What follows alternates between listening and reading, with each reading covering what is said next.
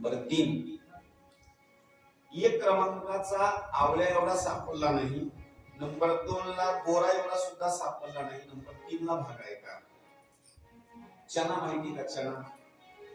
चना म्हणजे हरभरे बरं का. त्या हरभऱ्यामध्ये सुद्धा तुम्ही एखादी वेळेस, आता हे गावरान हरभरे वेगळे आहेत आणि ते उतार येण्याकरता दुसरे आपण हरभरे पेरतो बरं का. हे हरभरे नाही बरं का. जो गावरान असणारा हरभरा असतो पण तो खाण्याकरता सुद्धा चविष्ट असणारा भाग आहे. जेवढा हरभरा असतो तेवढ्या स्वरूपामधला असणारा रुद्राक्ष असावा. 3 भाग सांगितले आहेत. नंबर 1 आवळा, नंबर 2 बोर आणि नंबर 3 असणारा चना म्हणजे हरभऱ्याचा असणारा भाग तेवढा असणारा रुद्राक्ष असावा. पण फळाच्या बाबतीमध्ये नंबर 1 ला आवळ्या एवढा असावा, नंबर 2 ला मध्यम स्वरूपामध्ये बोरा एवढा आणि नंबर 3 ला असणारा हरभरा एवढा असणारा रुद्राक्ष असावा. म्हणजे अंगावर परिधान करत असताना त्याच्यामध्ये भाव असावा. भाव आपल्या अंगावर परिधान करत असताना भाव असावा. भाव कशा करता असावा? तर काही लोक म्हणतील हरभऱ्याला, तुरीला वगैरे त्याला भाव असावा. जसं हा भाव भेटल्याच्या नंतर तुम्हाला आनंद होतो, तसं देव आपलासा करण्याकरता सुद्धा भाव मात्र असणं गरजेचं आहे. कोणता भाव? देवाच्या बाबतीमध्ये असणारा भाव मात्र फार विशेष स्वरूपामध्ये सांगितलेला आहे. महाराज ट्रबल वाढलं बरं का. पहिलंच बरोबर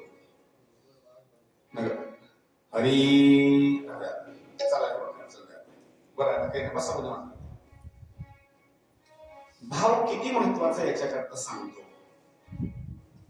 भाव धरोनिया वाचे ज्ञानेश्वरी. भाव किती महत्वाचा आहे. ज्ञानेश्वरी वाचायची आहे, पण ज्ञानेश्वरी वाचत असताना त्याच्यामध्ये काय असावा? तर भाव असावा. देवाची पूजा करायची आहे, देवाच्या पूजेमध्ये काय असावा? भावच असावा. कुठलंही कार्य करायचं आहे त्याच्यामध्ये भाव मात्र असणं मात्र फार गरजेचं आहे. भाव जर नसेल तर त्याचा काही असता उपयोग मात्र होत नाही. या भावाच्या बाबतीमध्ये दृष्टांत देतो, लक्ष करून ऐका.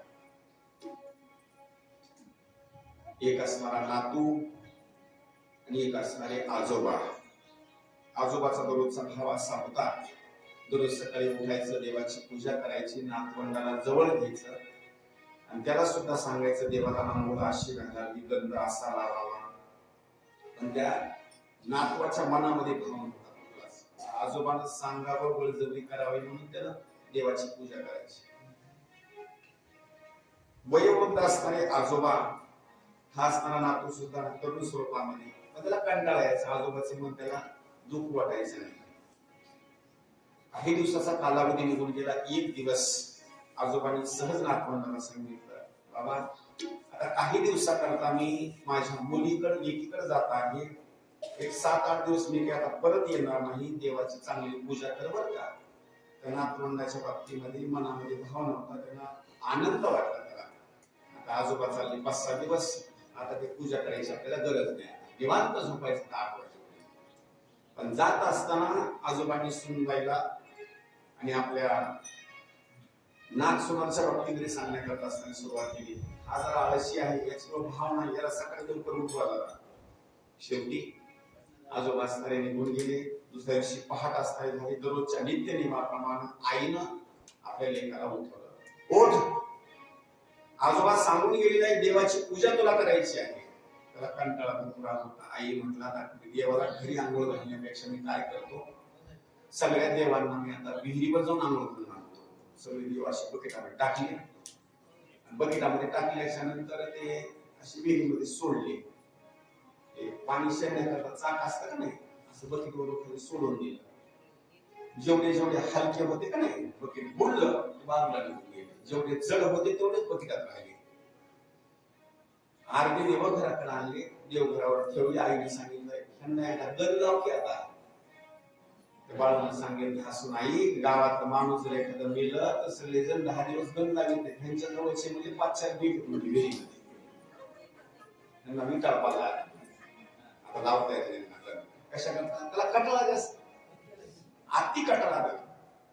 आईच्या आणि मुलाच्या भांडणाच्या बाबतीत त्याला सांगितलं, आई आता मी घरीच थांबणार नाही, रागारागा दुसरीकडेच निघून जातो. आता कुठे जाणार? लग्न झाल्याच्या नंतर सगळ्या स्वरूपामध्ये वर्णन केलं. सगळ्यात जास्त सोय कुठं असेल जावायची सासरवाडीमध्ये. बिचारा सासरवाडीमध्ये गेला. सासरवाडीमध्ये गेल्याच्या त्याला असं वाटलं आपली व्यवस्था छान स्वरूपामध्ये होईल. सासूबाईला तर एवढा आनंद झाला, एवढा आनंद झाला, एवढा आनंद झाला, काय त्या आनंदाचं वर्णन करावं. त्या आनंदाच्या भरामध्ये इतका आनंद झाला, चहा पाणी वगैरे झालं ना, सासूबाई आनंदित एकदम. जावयाने प्रश्न विचारला, सासूबाई एवढा आनंदित तुम्ही का झाला? तसं नाही, तुमचे मामाजी सकाळी जी बाहेर गेले त्यांनी परतच आले नाही, देवाची पूजा राहिली. तुम्ही तेवढी देवाची पूजा करा, तुम्हाला छान पैकी मी स्वयंपाक करते. त्यानं म्हणला घरच्या पूजेला कटवडीकडे आलोय. आता नाटक काय सांगायचं महाराज, ट्रबल कमी करा, नाही कमी करा थोडस. अरे चल द्या. सासूबाईला नाटक करण्याकरता सांगण्याकरता सुरुवात केली. पूजा छान करत होतो, पण मला मात्र साहित्य मात्र चांगलं पाहिजे. आणि पूजा करण्याकरता साहित्य भरपूर जर असतं तर पूजा करणाऱ्या माणसाला आनंद वाटतो. सुंदर स्वरूपामध्ये पूजा सुरुवात झाली आणि त्या पूजेचा असणारा जो सुगंध आहे शेजारी बाईच्या घरामध्ये गेला. माय तुमच्या शेजारी आला, पण असा पूजेचा सुगंध मात्र कधी आला नाही. पूजा कोण करत आहे? माझा जावई. असं आमचे मालक बाहेर गेले बघा, सकाळी 12 वाजले बघा, आणि तुमच्या जावयाला सांगितलंय का पूजा करण्याकरता? बसले बसलं थंडी लागला. म्हणलं येत्या पूजे करता व्हायचा इकडे आलो म्हणला, ही दुसरी पूजा. पण सासरवाडीमध्ये जावायला मान राखावाच लागतो. याला पूजा करण्याकरता शेजारच्या छान पूजा केली. त्यानं म्हणला आता जिवंतच राहायचं नाही, म्हणून मरायचंच म्हणला. गेला सासरवाडीच्या गावाच्या कौसबाहेर गेला. पावसाळ्याचे दिवस काठोकाठ विहीर भरलेली होती. पाहुता येत होतं, पण त्याने निर्णय घेतला आता या विहिरीमध्ये उडी टाकणार, हात पाय हलवणार नाही, मरणार. माझा भाव नाही पूजेच्या बाबतीमध्ये. तेवढ्याच वेळामध्ये देवाचं नामचिंतन करून उडीमध्ये टाकणार, तोपर्यंत विहिरीचा मालक तिकडून पळतच आला. बाबा कुणाचं देणं जर जास्त झालं असेल, बायको भाकर जर घालीत नसेल, लोक जर जास्त चिडचिडपणा करत असेल, तुला कोणी सांभाळत नसेल, तर मरेपर्यंत तुला सांभाळतो, फक्त माझ्या घरची देवाची पूजा कर.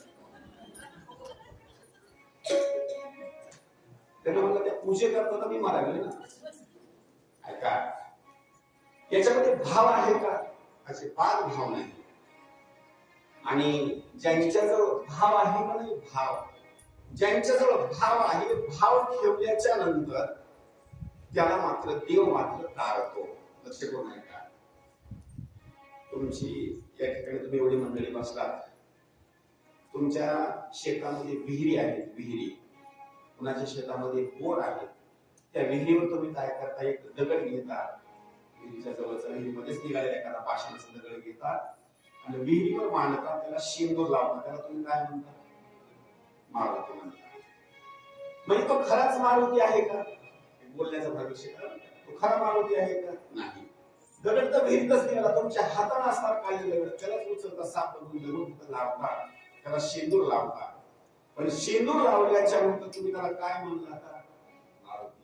आणि तुम्ही त्याला मानल्याच्या नंतर घटना अशी होते, भाव ठेवल्याच्या नंतर घटना अशी होती, मोटर चोरीला जात नाही, वायर चोरीला जात नाही, शेतामध्ये विघ्न येत नाही, काही होत नाही. कशावर? केवळ तुकोबाराने प्रमाण दिलेला आहे. भाव धरी तया तारील पाषाण. भाव जर धरला तर त्याला पाषाण सुद्धा तारतो. आणि पुढे वर्णन असं केलेलं आहे की दुर्जना सज्जन काय करीत. दुर्जन जर माणूस असेल तर त्याला काय होणार? काहीच नाही. भाव धरी तया तारील पाषाण. भाव मात्र फार महत्वाचा आहे. भाविक विश्वासी तुकामने नमनासी, तुकामने नमनासी, तुकामने नमनासी. भाविक विश्वासी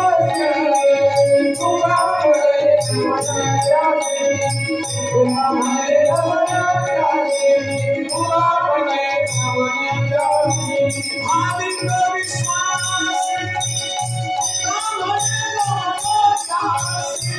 भाविक विश्वासी तुकामने नमनासी, भाविक विश्वासी तुकामने नमनासी, तुकामने नमनासी.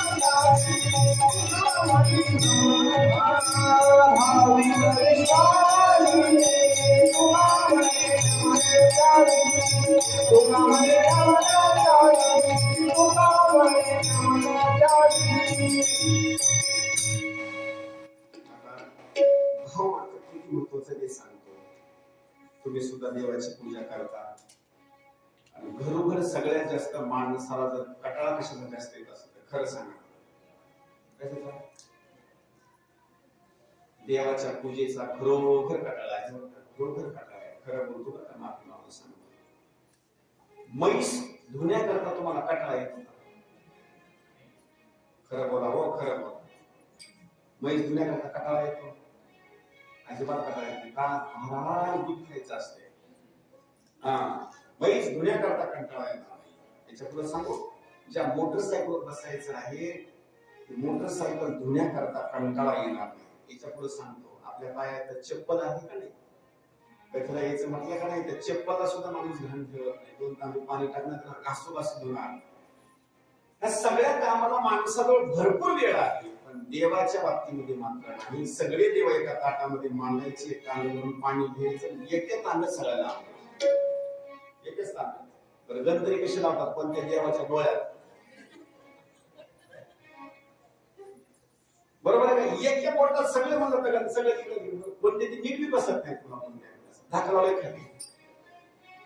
ही जी भाव आहे का, हे भाव व्यवस्थित पाहिजे. देव सुद्धा व्यवस्थित असावे. ऐका, रुद्राक्ष आपल्या अंगावर घालत असताना भाव मात्र फार महत्वाचा आहे. भाविक विश्वासी तुका म्हणे नमन त्यासे, भाव असणं मात्र फार गरजेचं आहे. पण आज आपला भाव न होण्याकरता याला आडवं जर काय येत असेल, मध्ये संकट जर काय येत असेल, तर याला एकच कारण सांगितलं आहे, ही म्हणजे माया. आज आपण परमात्म्याच्या दृष्टिकोनातून लागत नाही. याचं कारण जर काय असेल, एक म्हणजे संसार, प्रत्येक जणाला असणार मायेच असणार आवरण आहे. मायेचं आवरण, मायेच्या आवरणामुळे माणूस कधीच येत नाही, अजिबात येत नाही. माणूस जोपर्यंत मायेचं आवरण आहे तोपर्यंत संसार संसार संसार संसार संसार करतो. आणि एकदा तोंडामध्ये दात पडले, शरीर जीर्ण जीर्ण झालं की आमच्यासारख्या महाराजांना महाराज मला एकदम चला आता काय घ्यायचं तुम्हाला, काय उपयोग काय तिकडे आता लोकांना त्रास द्यायला आता. आणि जोपर्यंत शरीर चांगलं आहे तोपर्यंत असताना परमार्थ करायचं.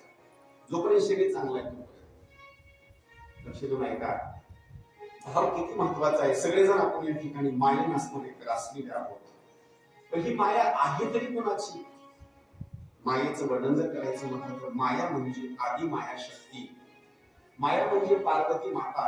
एवढंच नाही, या मायेच्या बाबतीमध्ये सुद्धा अंगीकार करत असताना किंवा या मायेपेक्षा जर मोठा कोण असेल तर या मायेपेक्षा सुद्धा असणारा ब्रह्म नवे भगवान शंकर असणारे मोठे आहेत.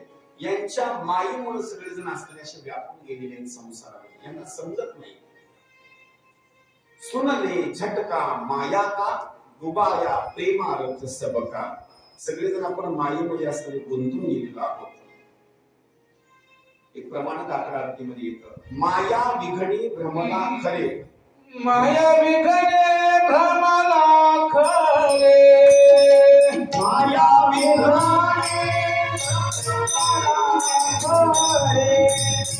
म्हणता मी माझे निघाले. म्हणता मी माझे निघाले.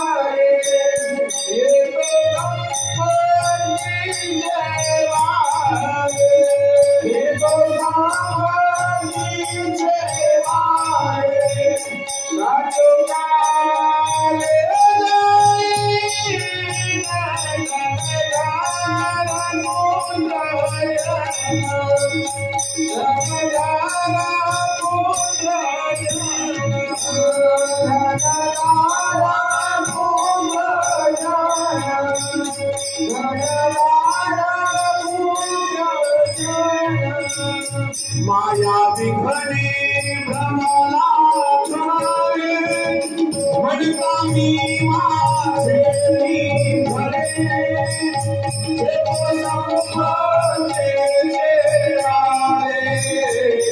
संपत्तीचे आले.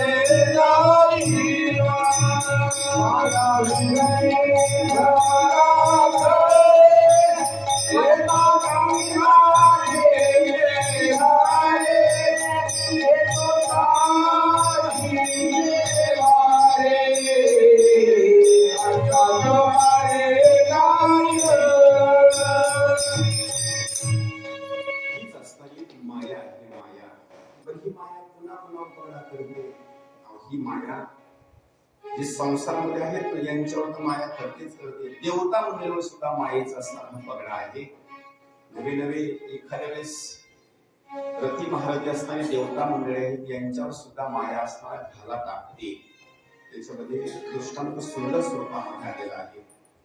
भगवान शंकराची ही माया आहे ना, अनेक जणांना असणारी भुलवून टाकते. याच्याकडे सुंदर असणारा एक दृष्टांत आलेला आहे, एकदम सुंदर.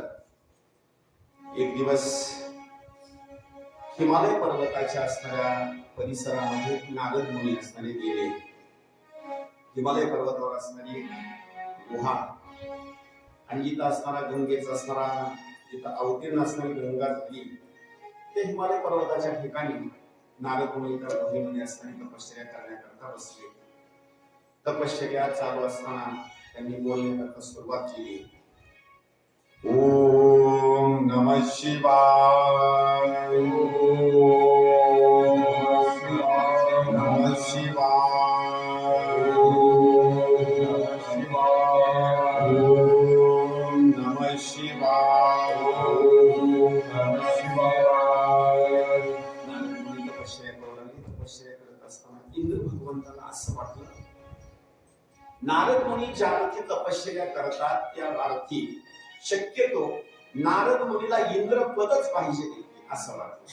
त्यावेळेला कामदेवाला जवळ बोलून घेतलं, पंच असणाऱ्या अप्सरा असणाऱ्या बोलून घेतलं, सांगितलं काही करा, पण नारद मुनीची असणारी तपश्चर्या मात्र भंग करून टाका.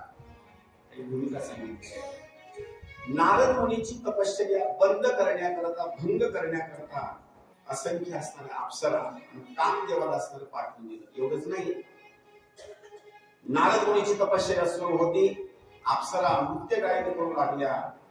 एवढंच नाही, गंधर्वासारखे गायन करू लागले आणि कामदेव असणारा नारद मुनीची तपश्चर्या भंग करण्याकरता प्रयत्न करू लागला.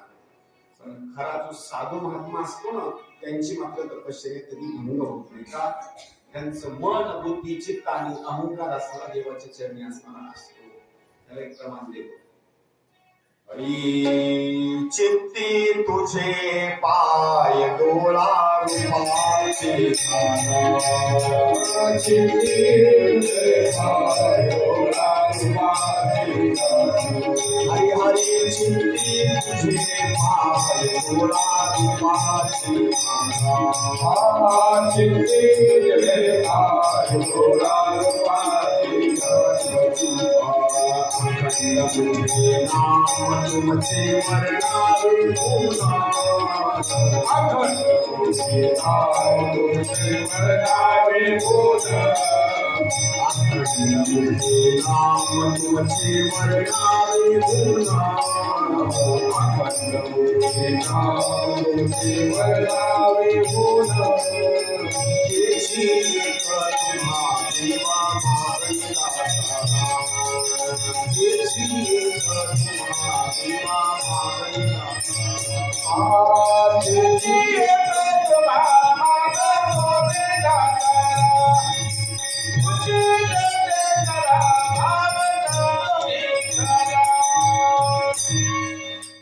भगवंताच्या चरणी असणं, त्यांचं चित्त मात्र लीन असतं. त्याच्यामुळे कुठलाही विकार मात्र त्यांना बाधा करू शकत नाही.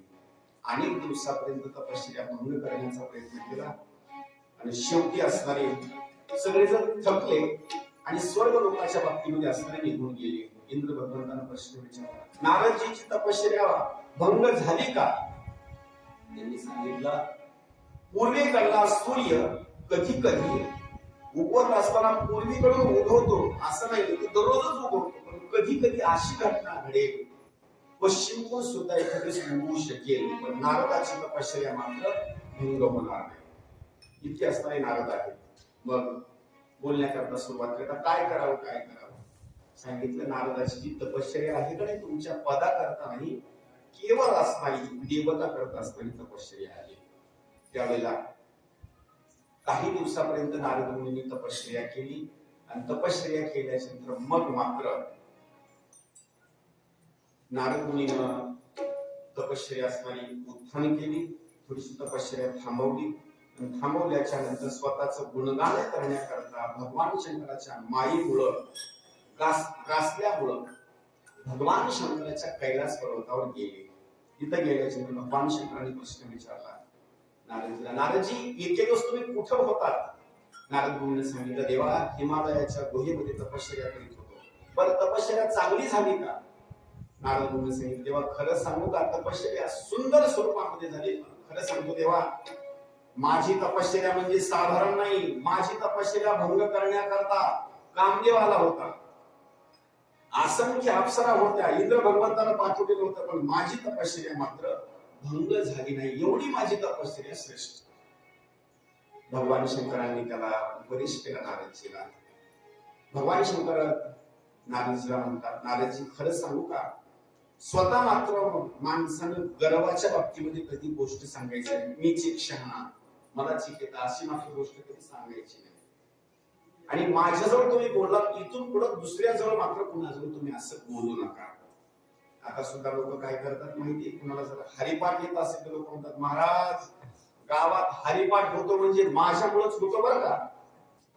लोक बोलत म्हणतात माझ्यामुळेच हरिपाठ होतो. काही घरामध्ये मंडळी म्हणतात, मी आहे म्हणून घर प्रपंच चलत आहे. अजिबात नाही, एकदम चुकीची गोष्ट आहे. त्याचं कारण एक आहे, इथून पाठीमागच्या कालावधीमध्ये अनेक लोक मृत्युमुखी पडले, कुणाचा संसार मात्र थांबलेला नाही.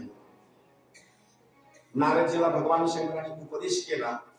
उपदेश केल्याच्या नंतर समजावून सांगितलं, इथून पुढे कुणाजवळ मात्र ही गोष्ट तुम्ही बोलू नका. शेवटी बोलण्याकरता सुरुवात झाल्याच्या नंतर काही लोक काय करतात, स्वतःच मात्र हुशारकीपणा वगैरे पुण्याच्या बाबतीमध्ये भरपूर सांगतात. काही लोक म्हणतात, महाराज आमची पंगत नाही 25 वर्षापासून चालू आहे पुण्याचं काम. बापाचं कोणी सांगत? अजिबात नाही. मी लोकांचे घर उद्ध्वस्त केले असं कोणी सांगत? बरोबर अगोदर बांध होता एकदम व्यवस्थित, सगळा कस करून घेऊन घातला असं कोणी सांगितलं नाही. ते सांगतात पंगत सांगणार, दानधर्म केलेलं सांगणार, चांगल्या गोष्टी सांगणार, पापाचं कोणी मात्र सांगणार नाही. ऐका, स्वतःची पुण्याची भूमिका मात्र अनेक लोक सांगतात. भगवान शंकरांनी नारदजीला उपदेश केला, नारदजी स्वतःची बडाई मात्र तुम्ही कुणाजवळ सांगू नका. आणि इतर जणांजवळ कुणाजवळ जरी सांगितलं तर जमेल, पण भगवान विष्णूजवळ मात्र कधी सांगू नका. शेवटी तिथून निघून गेले. निघाल्याच्या नंतर पुढं ब्रह्मदेवाकडे गेले. ब्रह्मदेव म्हणजे नारदजीचे असणारे वडील. वडिलांनी समजून नारदजीला सांगितलं, नारदा इथून पुढल्या कालावधीमध्ये मी कामदेवाला जिंकलो असं मात्र कधी म्हणू नका. काम हा भयानक स्वरूपामध्ये असणारा तो मोठा आहे. त्याला जर प्रमाण द्यायचं म्हटलं तर नाथ महाराजांच्या पावडामध्ये सुंदर असणार हे प्रमाण आहे. आशी ही थट्टा भल भल्यासी लावी लागला, आशी ही थट्टा भल भल्यासी लावी, आशी ही थट्टा भल भल्यासी लावी लागला, आशी ही थट्टा भल भल्यासी लावी लागला, आशी ही थट्टा भल भल्यासी लावी लागला, आशी ही थट्टा भल भल्यासी लावी लागला, आशी ही थट्टा भल भल्यासी लावी लागला, आशी ही थट्टा भल भल्यासी लावी लागला.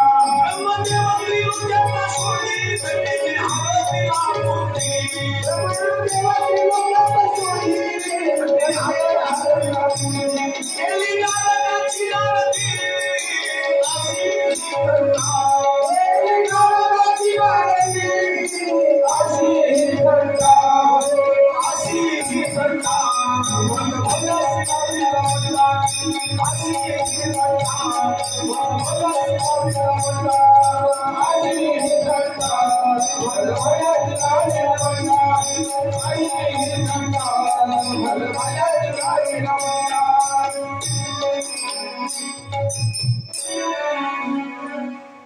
कामाला जिंकणं म्हणजे एवढं सोपं समजू नका. काम किती खतरनाक आहे का भावनामध्ये सुंदर स्वरूपामध्ये वर्णन केलेले आहे. नंबर 1, ब्रह्मदेव त्रिलोक्याचा शोधी, थट्टेने ठरविला बुद्धी, केली नारदाची नारदी अशी ही थट्टा.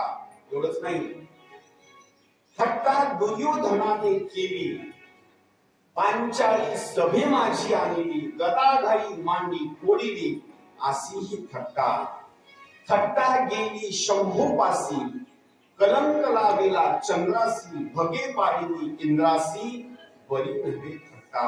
एवढंच नाही, थट्टेने मेला दुर्योधन, वाली ही मुकला आपुला प्राण.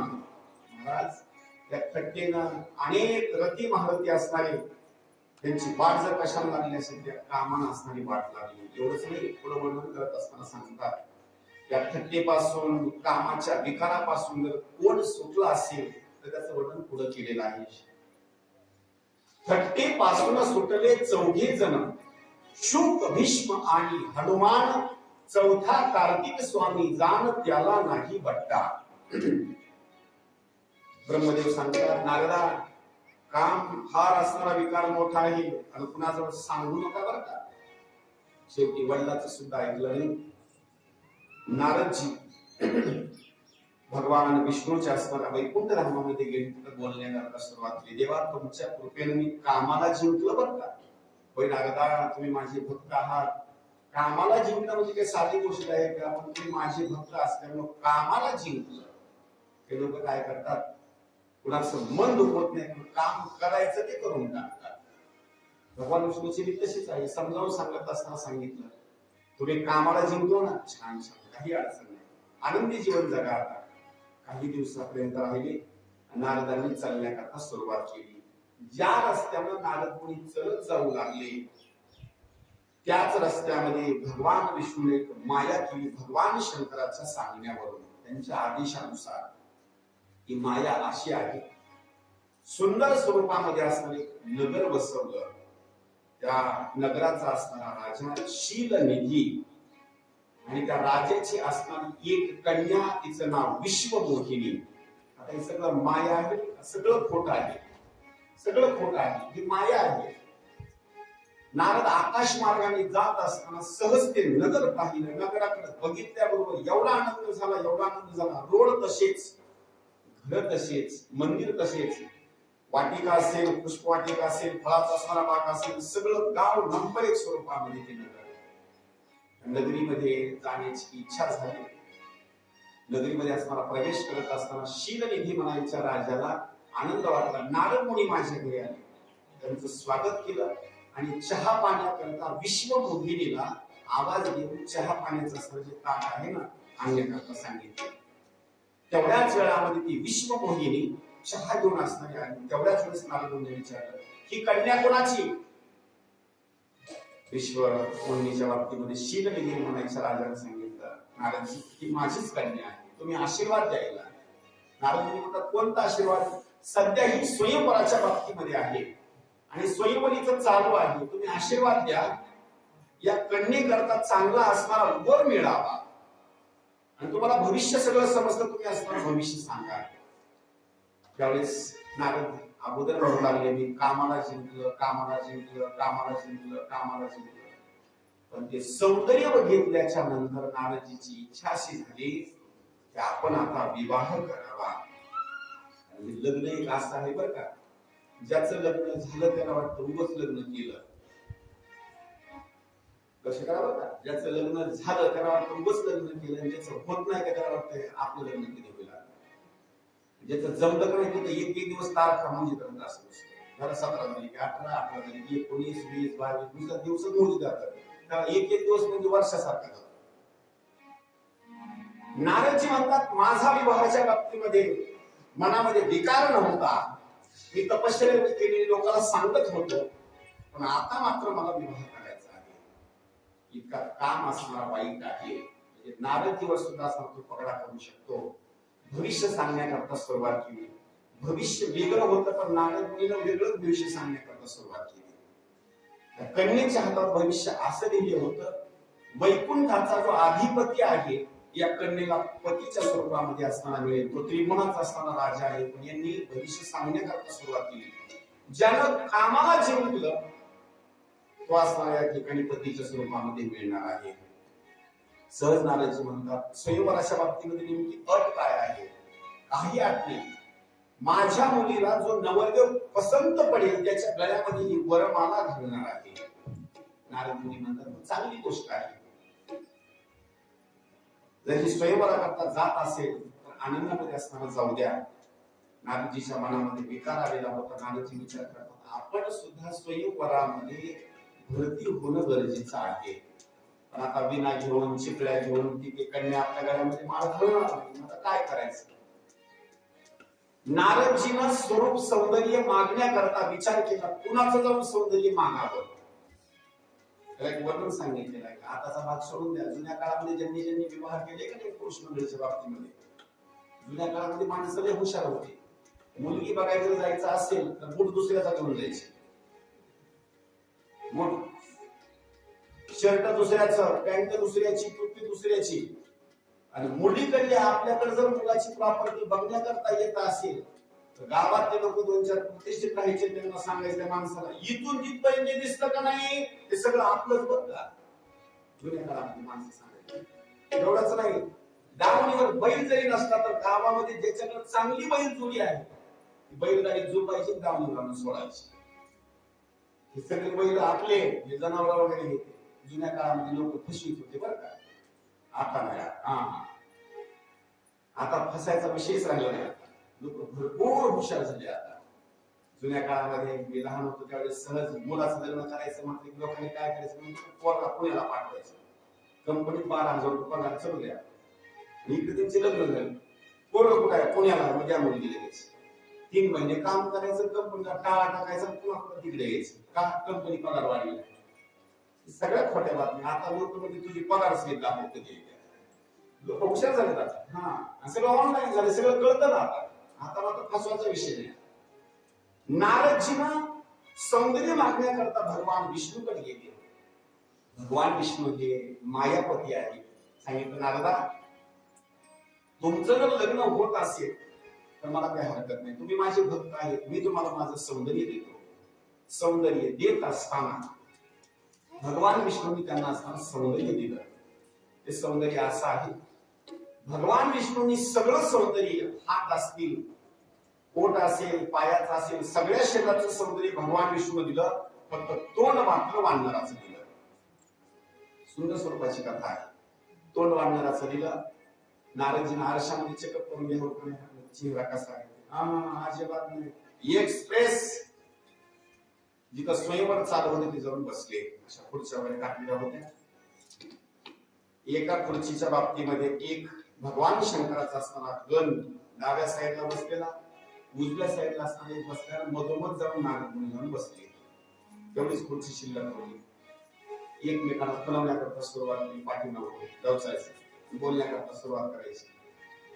एक गण दुसऱ्या गणाला म्हणतो अरे मला तर असं वाटतं ही जी विश्वमोहिनी आहे का नाही याच नारदाच्या गळ्यामध्ये हार घालणार. किती नारद सुंदर आहे.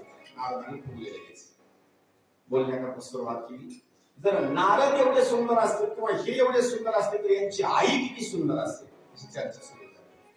नारदाला असं वाटलं 100% आपला विवाह मात्र आता होतो. एवढंच नाही, विश्वमोहिनी हातामध्ये हार घेऊन आली. नारदाच्या समोर थांबली. थांबल्यानंतर नारदाला असं वाटलं हार घालण्याकरता काही त्रास होईल, त्यांनी मान झुकवली. आता वर मला घरी म्हणून पण विश्वमोहिनी बोलण्याकरता सुरुवात केली.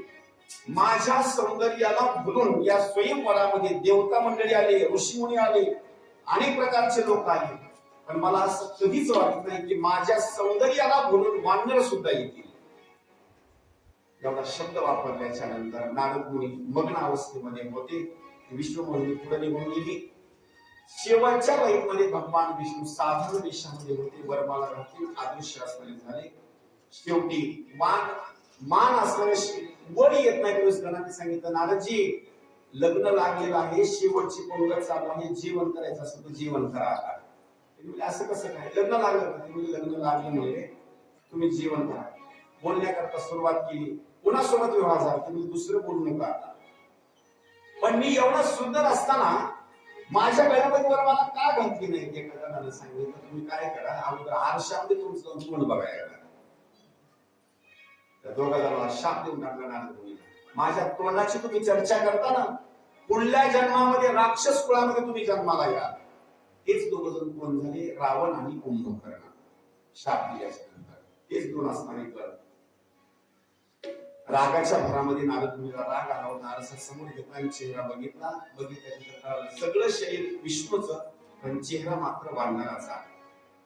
धावत गेले रागाच्या भरामध्ये आणि भगवान विष्णूला शाप देण्याकरता सुरुवात केली. देवा, आज माझा विवाह होणार होता, पण विवाह मोडण्याकरता कारण जर कोण असेल तर एक ते तुम्ही आहे. म्हणजे नारदाचा विवाह कोण मोडला? भगवान विष्णू. आणि त्याचं कारण एक सांगतो बरं का, ज्यानं लग्न मोडलं का नाही त्याचा दात असतो बरं का, अगोदर तर जमन आहे. तुम्ही लग्न जर मोडलं बाबा, मोठं भांडणाचं काम, बघायचंच काम. नुसतं सहज जरी माणूस बोलला ना आपल्या घरून पाहुणे त्याच्या घरी जर गेले तर माणसाला असं वाटतं काय सांगते की काय नाही. काय लोकांचा असा दात असतो. असा नारदाच्या बाबतीमध्ये राग आला. नारदजीनं भगवान विष्णूला शाप देण्याकरता सुरुवात केली. देवा, माझा विवाहाचा प्रसंग तुम्ही मोडला ना, विवाह माझा होऊ दिला नाही. लक्षात ठेवा, पत्नीचा काय वियोग असतो मी तुम्हाला शाप देतो. त्रेतायुगामध्ये तुमच्या आणि तुमच्या पत्नीचा वियोग होईल. प्रभू श्रीरामचंद्रजीचा आणि माता सीतेचा वियोग जर कोणामुळे असेल तर केवळ नारदाच्या शापामुळे. एवढंच नाही, दुसरा शाप दिला. जे तुम्ही वानराचं शिरकमल मला दिलं, वानराचं तोंड दिलं, हेच वानर तुम्हाला त्रेतायुगामध्ये तुमच्या पत्नीचा शोध करण्याकरता सहकार्य करतील. आणि आतला पद्म वानर म्हणजे नारद मुनीच्या शापाच्या भूमिकेमध्ये आहे. एवढंच नाही, तुला वर्णन करत असताना सांगितलेलं आहे. नारदाच्या बाबतीमध्ये सुंदर स्वरूपामध्ये वर्णन करतात.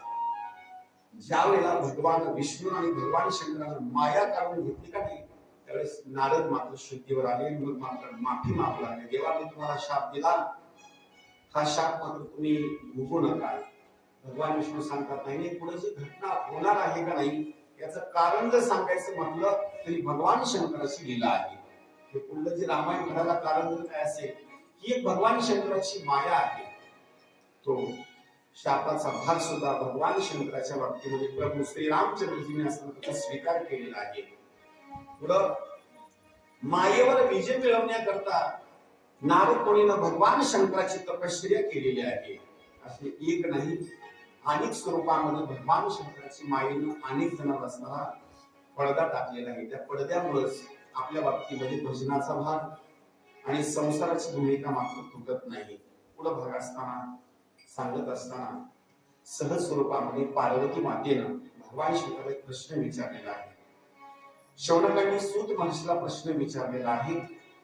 नारद मुनी ब्रह्मदेवांना प्रश्न विचारतात, सांगा भगवान शंकराच्या बाबतीमध्ये पिंडीच्या जवळ जर दिवा जर लावला, तसे कोण आहे का? पिंडीच्या जवळ एखाद्या वेळेस दिवा वात जर ज्योत लावली तर याचं पुण्य नेमकं काय आहे ते सांगा. हे म्हणला मंडळी आहेत, तुमच्या इकडे शिवरात्रीची वाट तयार करतात ना? शिवरात्रीची वाट अनेक दिवसापासून चालते बरं का. आणि कधी अर्पण करायचे असते ते शिवरात्रीच्या दिवशी. त्याचे किती फळ आहे ते सांगतो बरं का. ती भूमिका आपल्या एकदा लक्षात जर आली तर त्याचं पुण्य आपल्याला जास्त स्वरूपामध्ये मिळतं. किती सुंदर कथा आहे ते सांगतो. एक सुंदर स्वरूपामध्ये असणारा एक नगराचा असणारा भाग सांगितलेला आहे. आणि त्या नगरामध्ये एक यज्ञदत्त म्हणायचा असणारा एक ब्राह्मणाचा असणारा भाग सांगितलेला आहे. आणि त्याला गुणनिधी म्हणायचा असणारा एक पुत्र आहे. तो ब्राह्मण आहे यज्ञदत्त. आणि यज्ञदत्त ब्राह्मण असल्याच्या नंतर अनेक स्वरूपामध्ये लोकांच्या बाबतीमध्ये असणार पूजापाठ करायचा, धन संपत्ती आणायचा. आणि कालांतरानं पुत्र संततीच्या बाबतीमध्ये हा गुणनिधी त्यांच्या पूर्वी जन्माला आलेला आहे. 8 वर्षाचं वय झालं, त्याची मुंज करण्यामध्ये आली.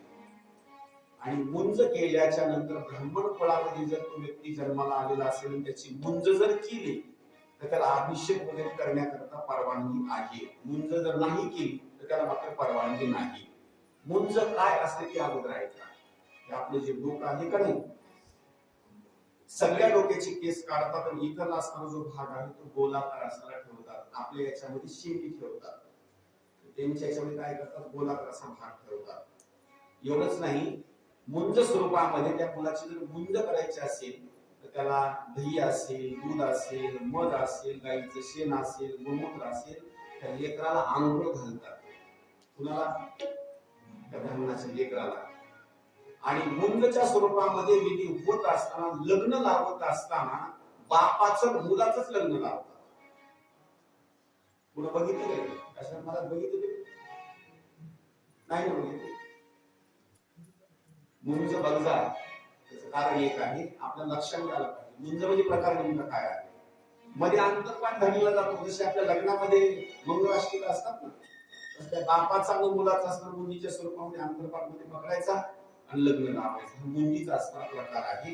त्याची ज्ञानाची नाडी मग मात्र चालू होते. तिथून त्याला ज्ञान येण्याकरता सुरुवात होते. त्याच्या अगोदर त्याला अभिषेक वगैरे करण्याकरता परवानगीने ज्ञानाची नाडी सुरुवात होते. मग सुंदर स्वरूपामध्ये 8व्या वर्षी त्याची असताना मुंज झाली. घरामध्ये पैसा येऊ लागला. पैसा येत असताना इतका आमाप पैसा येऊ लागला की मुलाला कुठल्याच गोष्टीची कमतरता नव्हती. कालांतरानं पैसा जास्त असल्यामुळे वाईट व्यसनाच्या असणारा आढळून गेला. वाईट व्यसनाच्या आढळून गेल्याच्या नंतर लहानपणापासून त्यानं व्यसन करण्याकरता सुरुवात केली. जुगार खेळण्याकरता सुरुवात केली.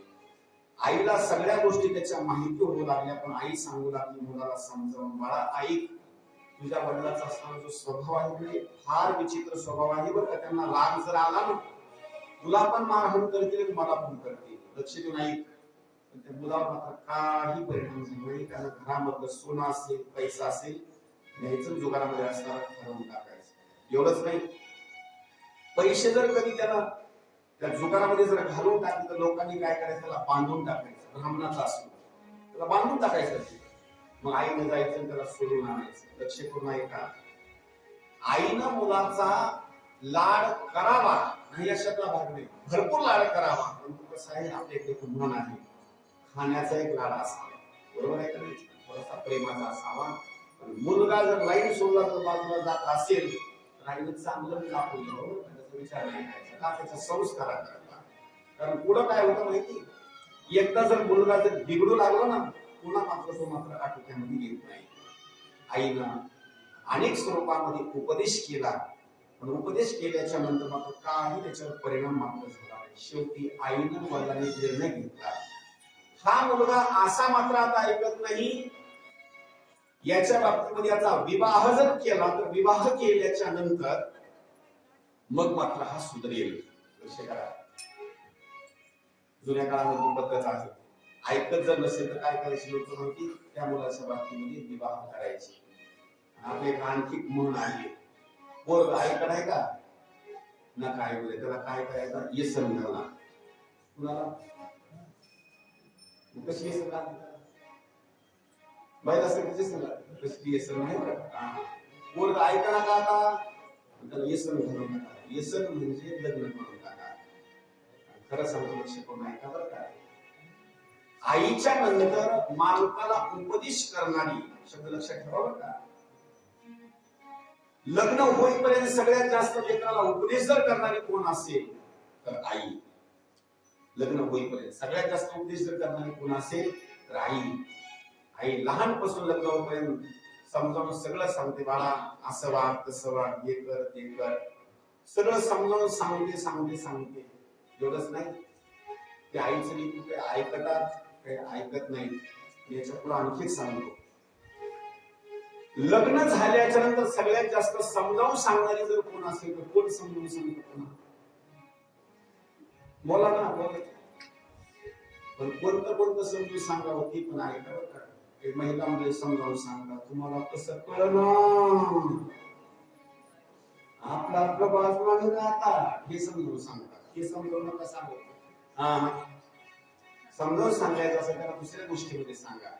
तुम्ही व्यसन करू नका, तुमच्या आई वडिलांच्या पाया पडा, कुणाच्या वाईट लोकांच्या संगीला लागू नका, ही समजावून सांगा ना. तुम्ही दुसरं सांगता नाही का, आपला आपला संसार बघा. हे पण सांगणं आहे. नाथराने सुद्धा याच्यावर सुंदर असताना भाव केलेला आहे. सांगते तुम्हा वेगळे निघा आणि वेगळे निघून संसार बघा. आणि महिलांमध्ये असे बोलण्याच्या बाबतीमध्ये समजावून सांगत असताना अनेक स्वरूपामध्ये उपदेश करतात. शेवटी त्याचा विवाह सुद्धा असताना केला. विवाह केल्याच्या नंतर मग मात्र पत्नीला उपदेश करण्याकरता सुरुवात केली.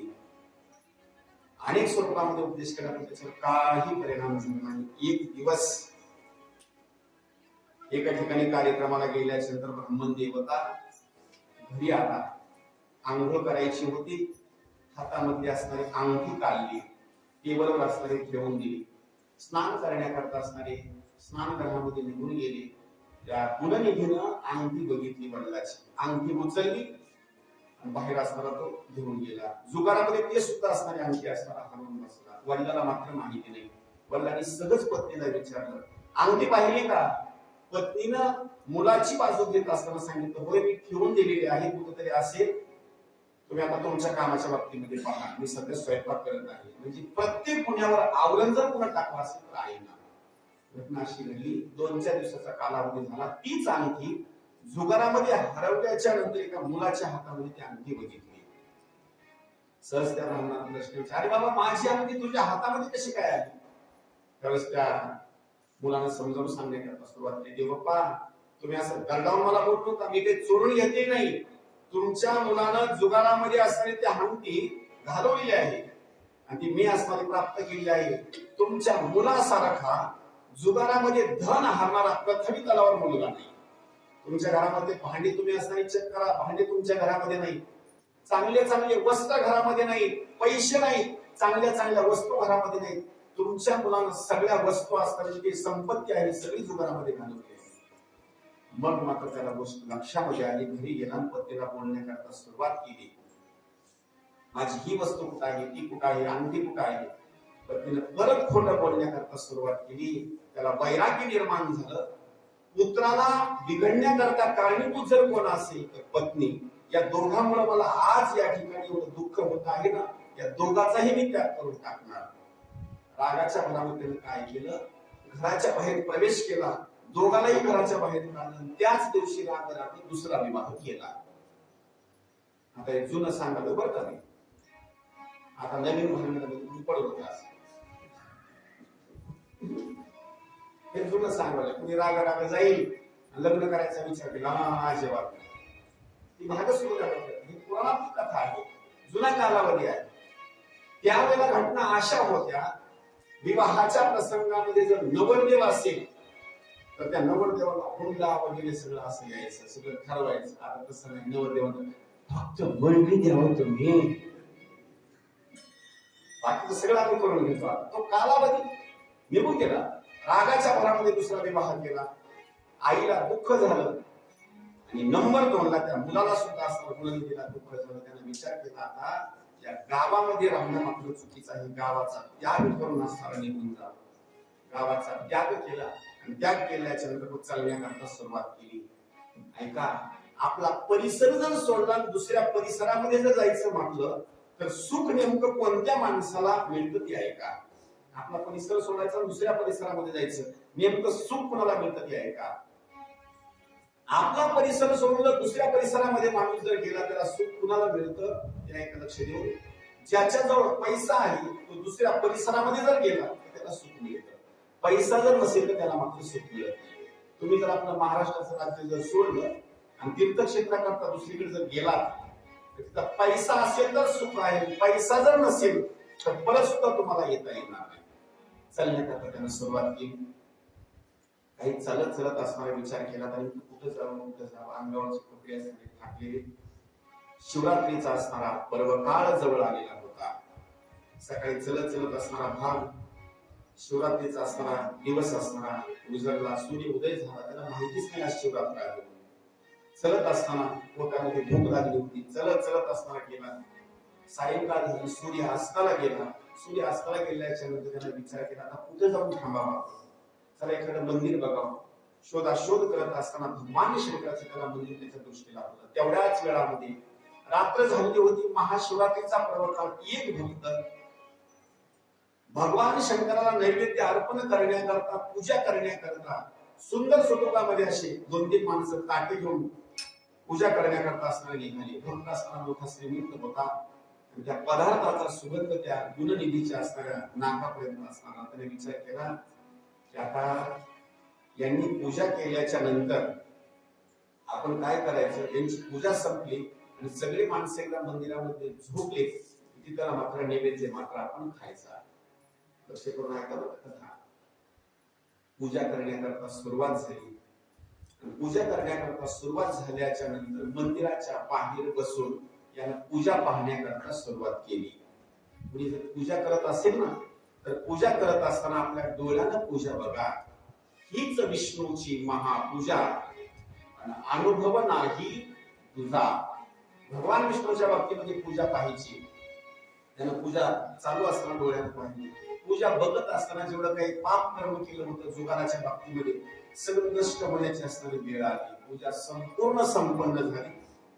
आणि पूजा संपन्न झाल्याच्या नंतर मग मात्र ज्यांनी पूजा केली होती ते पूजेचं ताट घेतलं आणि घराकडे जाण्याकरता सुरुवात केली. तेवढ्याच वेळामध्ये रात्र झालेली. त्याने विचार केला तर सगळे माणसं झोपलेले आहेत. मंदिरामध्ये प्रवेश करायचा आणि आपण नैवेद्य मात्र घ्यायचा. मंदिरामध्ये प्रवेश केला. पण प्रवेश करत असताना आतमध्ये प्रवेश झाल्याबरोबर त्याने इकडे तिकडे पाहण्याकरता सुरुवात केली. एक असणारा दिवा म्हणा किंवा सवयी म्हणा, त्याच्यामध्ये असणारी जी वात होती का नाही, ती वात मात्र विजत आलेली वात होती. थोडीशी असणारी शिल्लक राहिली होती. त्याने इकडे तिकडे पाहण्याकरता सुरुवात केली. कुठं मात्र वात वगैरे त्याला काही असले दिसले. काय केलं, वात लावण्याकरता आणि आपल्याला नैवेद्य उचलण्याकरता काहीतरी प्रकाश पाहिजे म्हणून प्रकाश करण्याकरता त्याने एक आयडिया केली. आपल्या अंगावरचे जे कपडे फाटलेले होते का नाही, शर्ट वगैरे त्यांना काढल्याच्या नंतर त्याची वात त्यानं वळली. कशाची? आपल्या अंगावरच्या शर्टची वात त्याने वळली. वळल्याच्या नंतर जो दिवा विजत आलेला होता त्याच्यामध्ये ती वात असणारी टाकली. आता यानं वात जी लावली होती ना, देवा करता लावली नाही ना, लक्ष करा. देवा करता लावली नाही ना वात. कशा करता? फक्त प्रकाशाकरता. प्रकाश भरपूर झाला. प्रकाश भरपूर झाल्यानंतर सगळा नैवेद्याचा भाग त्याला उचलला. मंदिराच्या बाहेर घेण्याकरता सुरुवात केली. चलत असताना माणसं झोपलेले होते. सहज एका माणसाला याचा पाऊल असणारा लागला. तेवढ्याच वेळेत जो झोपलेला माणूस होता त्याला असं वाटलं कोणीतरी मंदिरामध्ये चोरी करायला आलेला आहे. त्यानं चोर चोर म्हणण्याकरता सुरुवात केली. त्या नगरीचे असणारे जे काही द्वारपाल आहे ते धावत असणारे आले आणि त्याच्या डोक्यामध्ये असणारी मारहाण करण्याकरता सुरुवात केली. चोर असल्याच्या नंतर तेवढ्याच वेळामध्ये भोकन व्याकुळ झालेला भगवान शंकराचा प्रसाद त्यानं खाऊन टाकला. त्याचा मृत्यू झाला. यमाचे दूत पण आले आणि कैलासपती भगवान शंकराचे पण दूत आले. दोघांचा संवाद सुरू झाला. भगवान शंकराचे दूत म्हणतात इथून पाठीमागच्या कालावधीमध्ये याला किती पाप करू द्या, पण शेवटच्या वेळेला काय केलेलं आहे, भगवान शंकराचा नैवेद्य खाल्लेला आहे. भगवान शंकराच्या शिवरात्रीच्या दिवशी वात विजत आलेली स्वतःच्या कपड्याचा विचार केला नाही. त्यानं भगवान शंकराच्या मंदिरामध्ये दिवा असताना प्रज्वलित केलेला आहे. याच्या पुण्याच्या जोरावर आम्ही याला काय करू, आता कैलास पर्वतावर असणारे घेऊन जाऊ. यमाचे असणारे दूत मात्र निघून गेले आणि त्याला पालखीमध्ये बसवलं आणि कैलास पर्वतावर असणारे घेऊन गेले. तिथं गेल्याच्या नंतर भगवान शंकरांनी काही दिवसापर्यंत त्याला तिथं थांबवलं आणि पुन्हा त्याला दुसरा एक जन्म दिला. कलिंग देशाचा असणारा राजा अरिदम, नाव लक्षात ठेवा, कलिंग देशाचा राजा अरिदम याचा असणारा जो काही मुलगा आहे दम म्हणून त्याचा असणारा जन्म त्या ठिकाणी झाला, त्याच गुणनिधीचा. आणि जन्म झाल्याच्या नंतर त्याचा मोठा सोहळा झाला. कालांतराने तो तरुण वयामध्ये आला. वडिलांनी विचार केला हे सगळं राज्य मुलाच्या स्वाधीन करून टाकायचं. तोच गुणनिधी पुढल्या जन्मामध्ये राजा झाला. कशाच्या जोरावर? फक्त दिवा लावला होता, फक्त दिव्याच्या जोरावर राजा झाला. त्याला पूर्वजन्मातली सगळी असणारी गोष्ट कळाली. मी राजा होण्याकरता कारण जर काय असेल तर पहिल्या जन्मामध्ये देवाच्या मंदिरामध्ये मी दिवा लावला. आता एक काम केलं पाहिजे, नकळत दिवा लावला तर मी राजा बनलो, आणि जर कळून जर दिवा लावला किंवा आरती समय जर मी लावली तर किती मोठा प्रभाव होईल. त्यावेळेला मग मात्र सुंदर स्वरूपामध्ये त्या राजाने निर्णयच पाडला, ज्यांना ज्यांना माझ्या नगरीमध्ये राहायचं आहे, जेवढी माझी प्रजा आहे त्यांनी प्रत्येक मंदिरामध्ये दिवा लावायचा. तुम्ही आज तुमच्या घरामध्ये जे दिवा लावता का नाही, मंदिरामध्ये जे दिवा लावता का नाही, ही सुरुवात कोणी केली तुम्हाला माहिती का? महिला मंडळी काय म्हणतो लक्ष देऊन ऐका. तुमच्या घरामध्ये जे आपण दिवा लावतो ना, देवघरामध्ये दिवा, ती कोण लावतो माहिती? आपण लावतो. सुरुवात कोण केली माहिती? या दम म्हणायच्या राजाने सुरुवात केलेली आहे. मंदिरामध्ये दिवा आहे, समय आहे, ही सुरुवात कोण केलेली आहे? त्या दमानं सुरुवात केलेली आहे. प्रत्येक गावामध्ये दिवेचे असणारे भाग मंदिरामध्ये ही जर पुन्हा सुरुवात केली असेल तर दम म्हणायच्या राजाने सुरुवात केलेली आहे. कालांतरानं प्रत्येक नगरीमध्ये असणारे दिवे, मंदिराच्या बाबतीमध्ये दिवे, कालांतरानं असणारा तो दम म्हणायचा असणारा राजा मृत्युमुखी पडला, मरण पावला. भगवान शंकरला एवढा आनंद वाटला, एक दिवा लावला तर परत पुढल्या जन्मामध्ये राजा केलं. यानं संपूर्ण पृथ्वी तलावर दिव्याच्या बाबतीमध्ये असंख्य स्वरूपामध्ये असे कार्य केलेले आहे. त्यावेळेला या पुण्याच्या बाबतीमध्ये नेमकं आता काय याला फल द्यावं म्हणून भगवान शंकर प्रसन्न झाले. सांगितलं, आता बाबा तुला फलाच्या बाबतीमध्ये सगळ्यात धनाचा असणारा राजा करून टाकतो. ऐका, दक्षिण ऐका बघा थोडस. तुमच्या गळ्यामध्ये सोनं आहे, लक्ष करून ऐका. हे सगळ्या जगतामधलं सोनं आहे. हे सोनं नेमकं कोणाचं आहे? सगळी प्रॉपर्टी वगैरे कुणाचं आहे? लक्षात घेतलं? त्याला प्रमाण सांगतो मी, लक्षात घेतो. देह हे काळाचे धन, देह हे काळाचे धन कुबेराचे,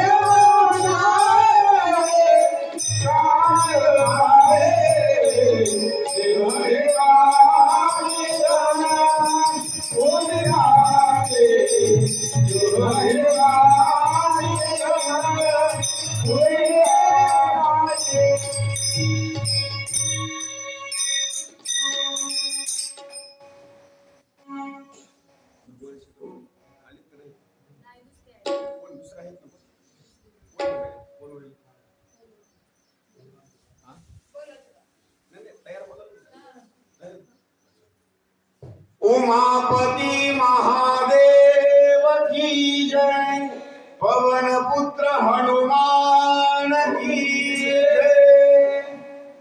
सुंदर स्वरूपामध्ये आज ही सगळी जर प्रॉपर्टी कुणाची असेल त्या सगळ्या प्रॉपर्टीच्या बाबतीमध्ये वर्णन केलं आहे. देह हे काळाचे आणि धन कुबेराचे.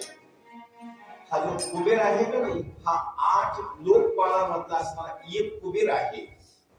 आणि हा कुबेर एवढ्या पदाला जायला कारण जर काय असेल तर फक्त भगवान शंकराच्या मंदिरामध्ये असणारा दिवा लावला, त्या दिव्याच्या जोरावर असणारा तो कुबेर झाला. म्हणून एक सांगतो, आपण तेवढे जरी असणारे मोठे जरी नाही झाला तर भगवान शंकराच्या बाबतीमध्ये आपण सुंदर स्वरूपामध्ये कमीत कमी असणारा दिवा लावणं मात्र फार विशेष स्वरूपामध्ये असणारी महत्वाची असणारी गोष्ट आहे.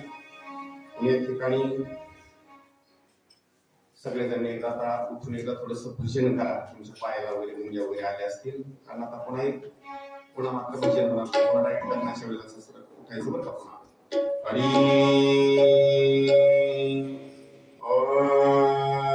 वृंदा वृंदा वृंदा वृंदा वृंदा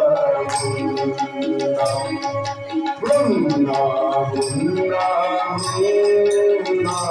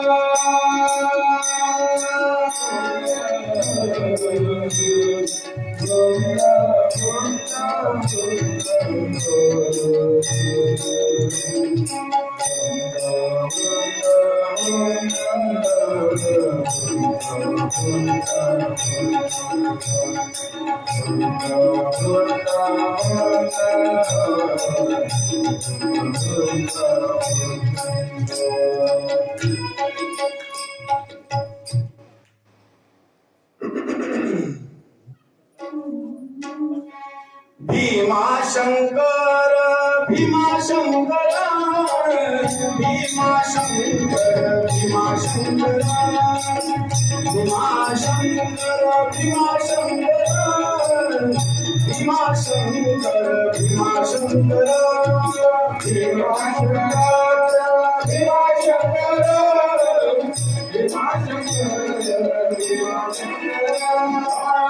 भीमाशंकर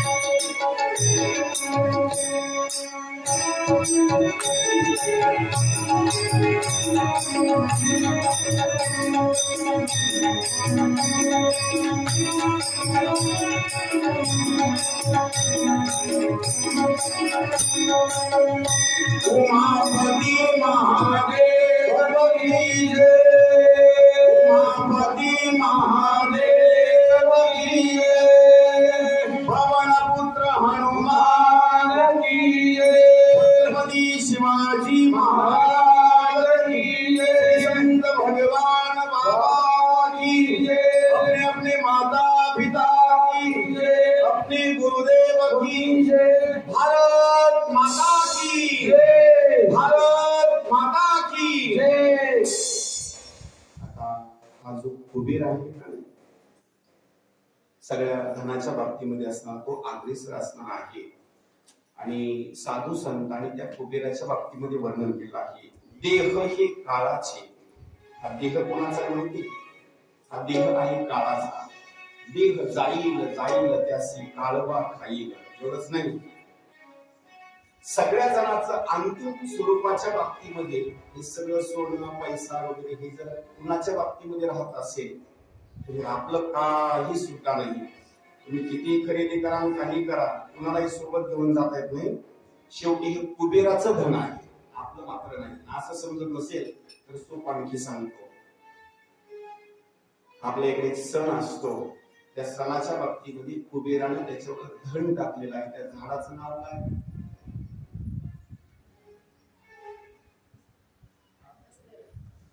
माहित नाही तुम्हाला?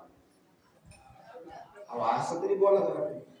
काय माणसं, दसऱ्याच्या दिवशी पुरुष मंडळी सीमा उल्लंघन करण्याकरता जातात आणि सीमा उल्लंघन केल्याच्या तर तिकडून काहीतरी घेऊन येतात. दोन स्वरूपामध्ये, कोणी सौंदर्य आणतं, कोणी आत्ता आणतो.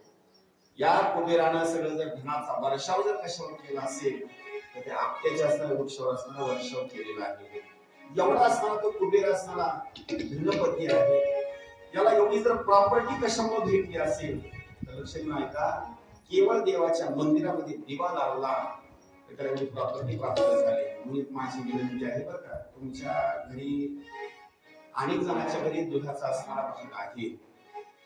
तुम्ही तुमच्या नातवांना करता, स्वतः करता, अनेक लोक करता, पाहुणे मंडळी करता, तुपाचं नियोजन करता. पण खरं सांगतो, तुम्ही कितीही लोकांना देण्याचा प्रयत्न करा, सगळं जग बैमान आहे बरं का. खरं बोलणार माणूस. तुम्ही भरपूर जणांना तुपाचे असे डबेशी डबे दिली, तुम्हाला तरी फोन आला का त्यांचा? फक्त खाऊ दिसतो लोक गोड बोलतात.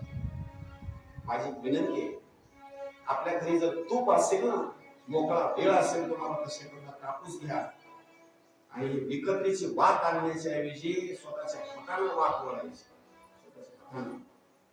आणि उगाच लोकांना देण्याच्या ऐवजी सोयऱ्याला देण्याच्या ऐवजी हे सगळे कसं आहे, खाऊ खाण्यापुरते आहे. माझ्या हनुमंतरायाच्या मंदिरात वात लावायची ना, कशाची वात लावायची? तुपाची वात लावायची. भगवान शंकराचं मंदिर आहे. वात आपल्याला येणं होत नाही, कोणी पूजा करतो का नाही त्याच्या घरी जाऊन सांगितलं बाबा एवढ्या वाती केल्या तेवढ्या दाबा करून वाती तुम्ही घ्या का, की पोचीती करण्याचं काम आहे. त्याचं कारण एक आहे, आता एक तरुण मंडळीला कामामुळे होत नसेल तर हे जास्त करून काय करायचं, सासा मंडळीने करायचं बरं. व लोकांच्या निंदा करण्यापेक्षा वाती वळीत बसायचं. नाही तर काय करतात, वाती वळीत वळीत माय तिची सून तिला सांभाळली ना, म्हणजे गरज आहे. वात वळीत असताना ओम नमः शिवाय रामकृष्णाने काहीतरी म्हणायचं, देवाचं नाव घ्यायचं आणि वात वळायची. तुपाची चांगली वात देवाकडनं द्यायची. का? त्याचं कारण एक आहे, तुम्ही देवाच्या मंदिरामध्ये प्रकाश करा. शब्द लक्ष करून ऐका. तुम्ही देवाच्या मंदिरामध्ये प्रकाश करा, देव तुमच्या संसारामध्ये प्रकाश करा. महत्वाची गोष्ट आहे. त्याचं कारण एक आहे, देवाकरता आपण काय करायचं, प्रकाश करण्याची असणारी भूमिका करायची. का? सहस्र दीपे दीप कैसी प्रकाशनी प्रभा, उजळल्या तस दिशा गगना आदिसे शोभा, ताकड आरती माझ्या कृष्ण सभाग्या. देवाच्या मंदिरामध्ये देवा लावून ज्योत लावून हे चांगल्या स्वरूपामध्ये आहे. एवढंच नाही, भगवान शंकराच्या बाबतीमध्ये विशेष स्वरूपामध्ये आता विवाहाचा असणारा जो प्रसंग आहे या चरित्राकडे मी वळण्याचा असणारा प्रयत्न करतो. एक माझा छोटासा प्रश्न तुम्हाला लक्षणीय उत्तर द्या बरं का. अनेक वर्षापासून तुम्ही 71 वर्षापासून आपला सत्संग चालू आहे. तुम्ही भरपूर मोठमोठ्या लोकांची कीर्तन ऐकलेली आहेत. त्याच्यामुळे ज्ञानीवंत माणसं आहेत, तुम्ही साधारण माणसं नाही. भगवान शंकराच्या बाबतीमध्ये वर्णन असं केलेलं आहे, त्यांच्या पत्नीच्या बाबतीमध्ये 3 स्वरूपामध्ये नाव आहेत. फक्त मी नाव सांगणार. त्या 3 नावाच्या पैकी नंबर 1 ची पत्नी कोणती, अगोदर कोणत्या नावाची तेवढी मला सांगा बरं का. नंबर 1 सती, भागवतामध्ये तुमच्या चरित्र ऐकलेलं आहे. नंबर 1 सती, नंबर 2 उमा आणि नंबर 3 पार्वती. या 3 नावापैकी 1 क्रमांकाची पत्नी कोणती? सती. बोला.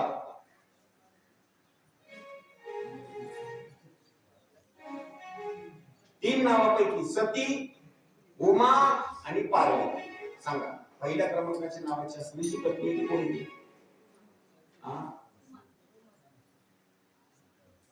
वापी केल्यास तरी काय झालं? त्यांनी सती सांगितलं तरी तुमचा विश्वास नाही. पहिली पत्नी कोणती माहिती? सती आहे. बरं, आणखी एक प्रश्न विचारतो. भागवत आपल्या गावात अनेक वर्षापासून चालू आहे. भगवान शंकराच्या सासऱ्याचं नाव सांगा. ऐका काय वाटत? छान, बरोबर. लक्ष देऊ का? भगवान शंकराच्या सासऱ्याचं नाव दक्ष प्रजापती. सुंदर स्वरूपामध्ये. बरं, आता हे जसं उत्तर दिलं तसं आणखी उत्तर द्या. सतीच्या पोटी पुत्र संतती किती होती?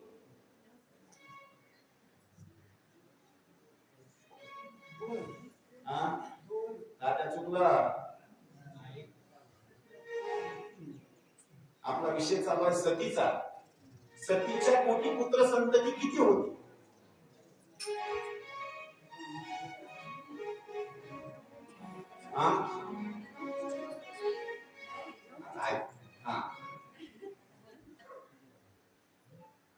सतीच्या पोटी पुत्र संतती नव्हती.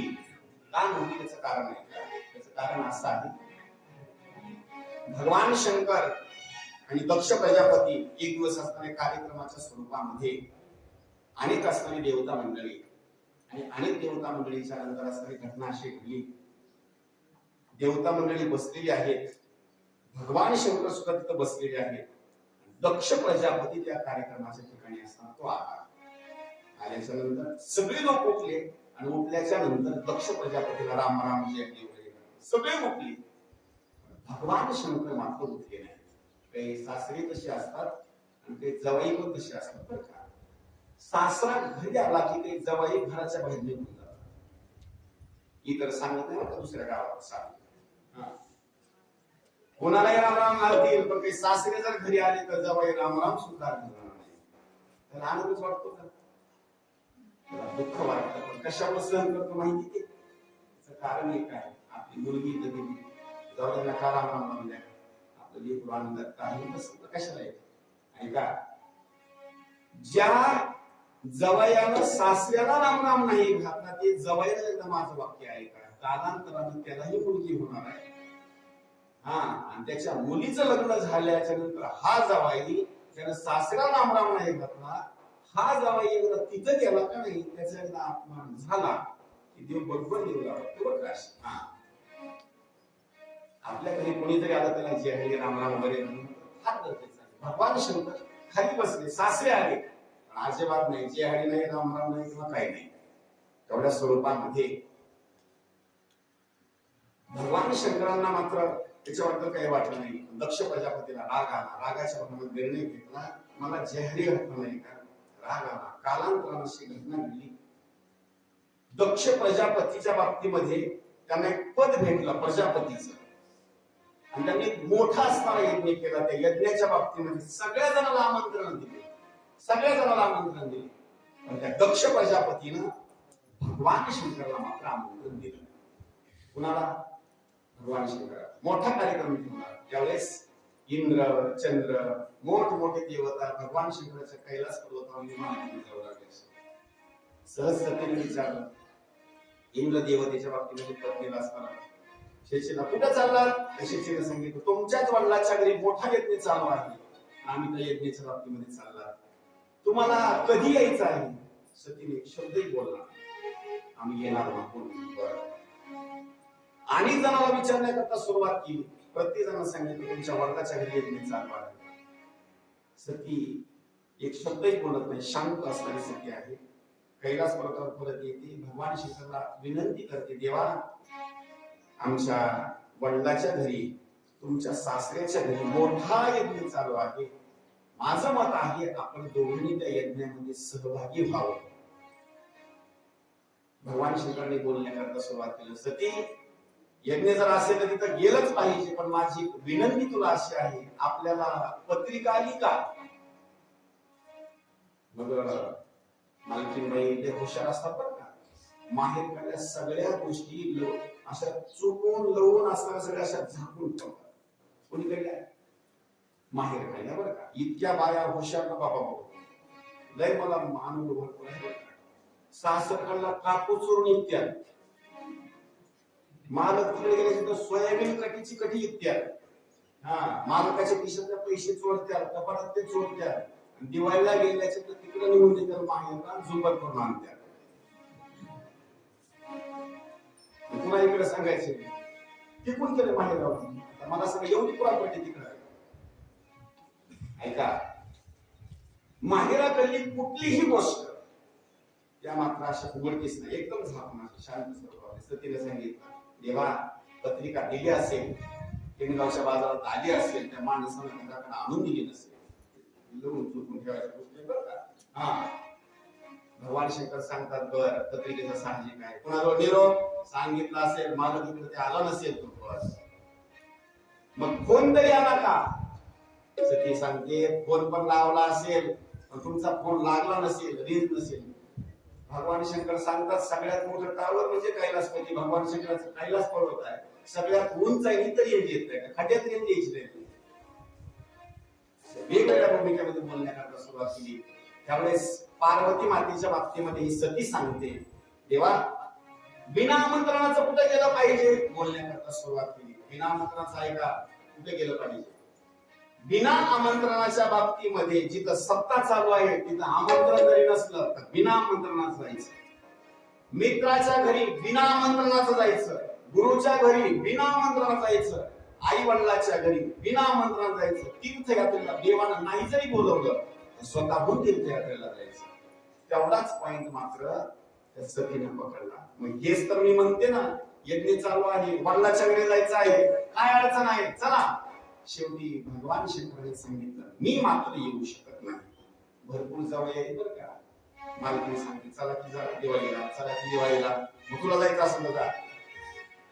शेवटी दोघांचे भावनाच्या स्वरूपामध्ये भगवान शंकर सतीला सांगतात तुला जायचंय ना, माझी विनंती आहे तुला जाऊ नको, जायचंय ना तुला जाऊ नको. सतीने सांगितलं जसं लग्न झालं का नाही तसं कधी पंचम नाही, दिवाळी नाही, काय नाही, कुठला सण नाही, संसार संसार संसार.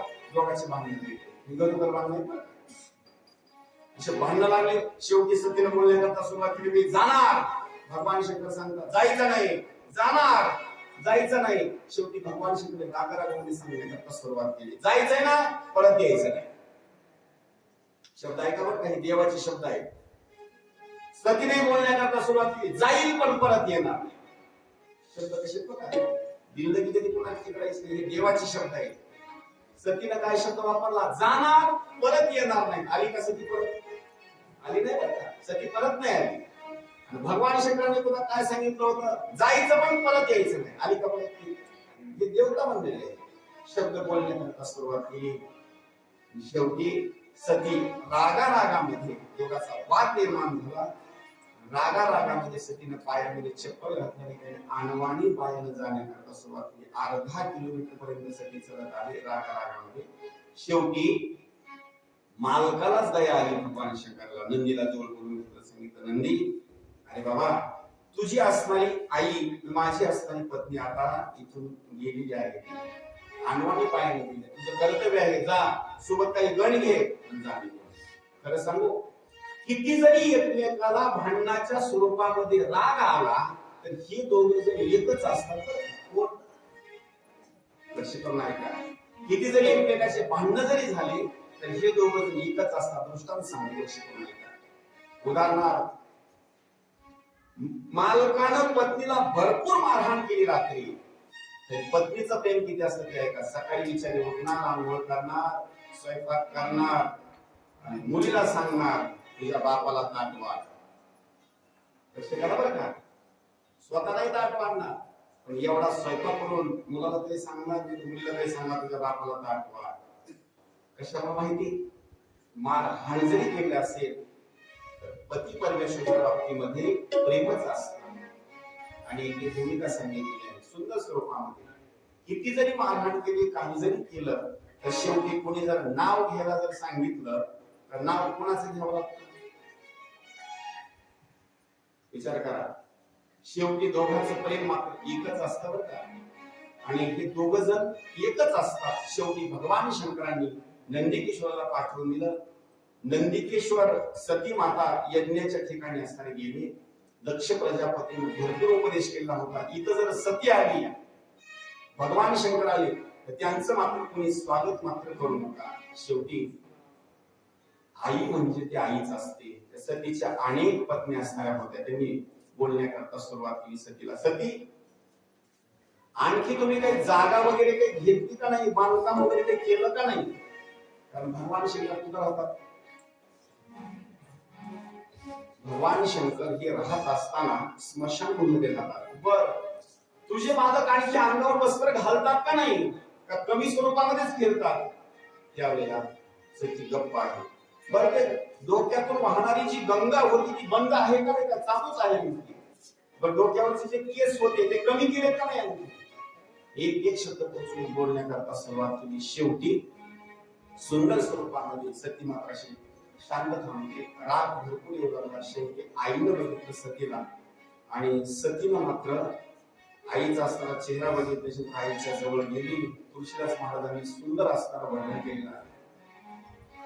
पिता भवन जब गई भवानी, पिता भवन जब गई भवानी, पिता भवन जब गई भवानी, पिता भवन जब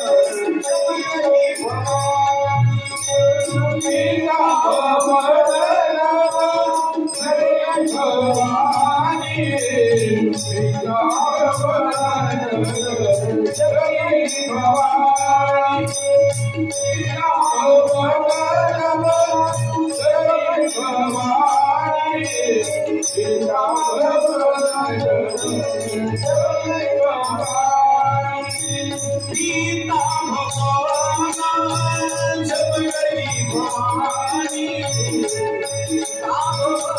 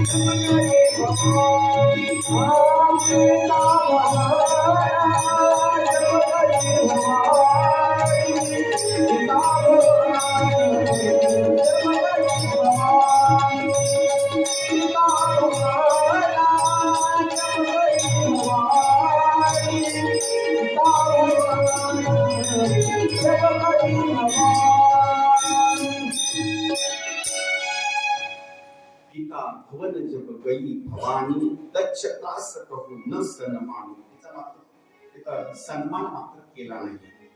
आणि सन्मान न केल्यामुळं तीच असणारी सती यज्ञाच्या जवळ असणारी गेली.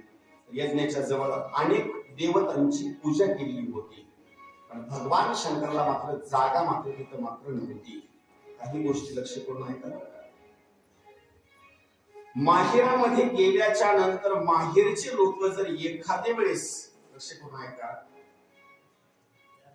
एखादी कन्या माहेरामध्ये आलेली आहे आणि माहेरामध्ये आल्याच्या नंतर तिच्या मालकाची कोणी जर निंदा करत असेल माहेरामध्ये, तर त्या महिलेकरता माझी विनंती बरं का, शक्यतो आपल्या कानानं आपल्या मालकाची निंदा माहेरामध्ये ऐकू नका.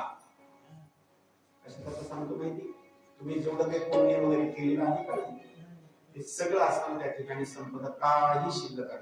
त्याचं कारण एक आहे, तिथून पुढल्या कालावधीमध्ये एकदा विवाह जर झाला ना, त्या स्त्री करता त्या महिले करता जर देव जर कोण असेल तर देव सांगितलेलं आहे पती परमेश्वर. तिथं आई असेल, वडील असेल, भाऊ असेल, कोणी असेल, त्यांनी मात्र जर एखाद्या वेळेस आपल्या मालकाची निंदा जर करत असेल, त्यांना सांगायचं विषय दुसरा काळ आहे. माझा एकदा विवाह झालेला आहे, माझ्या करता ते आता देव आहे. ही सतीचं चरित्र आपल्याला हे शिकवतं.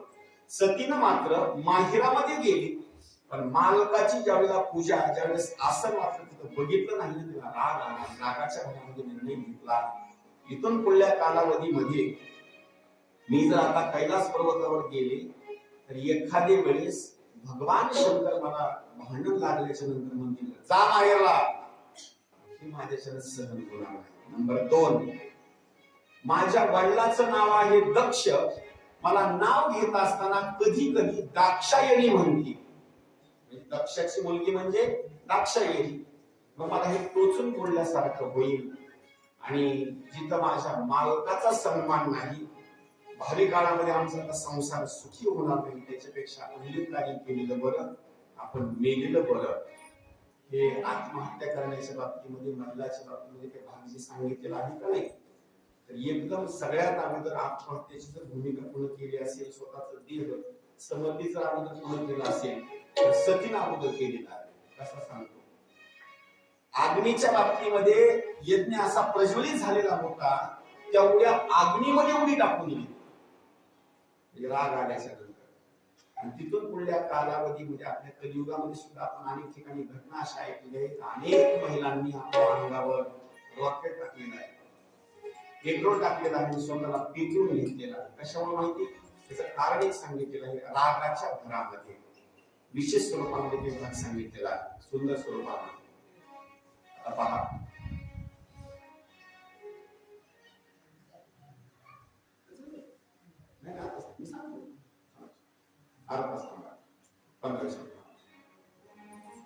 सुंदर स्वरूपामध्ये एक वर्णन असं केलेलं आहे, त्या सतीनं यज्ञामध्ये उडी टाकली. उडी टाकल्याच्या नंतर मग मात्र तिथं काही देवबाप्पा वगैरे असे बसलेले होते.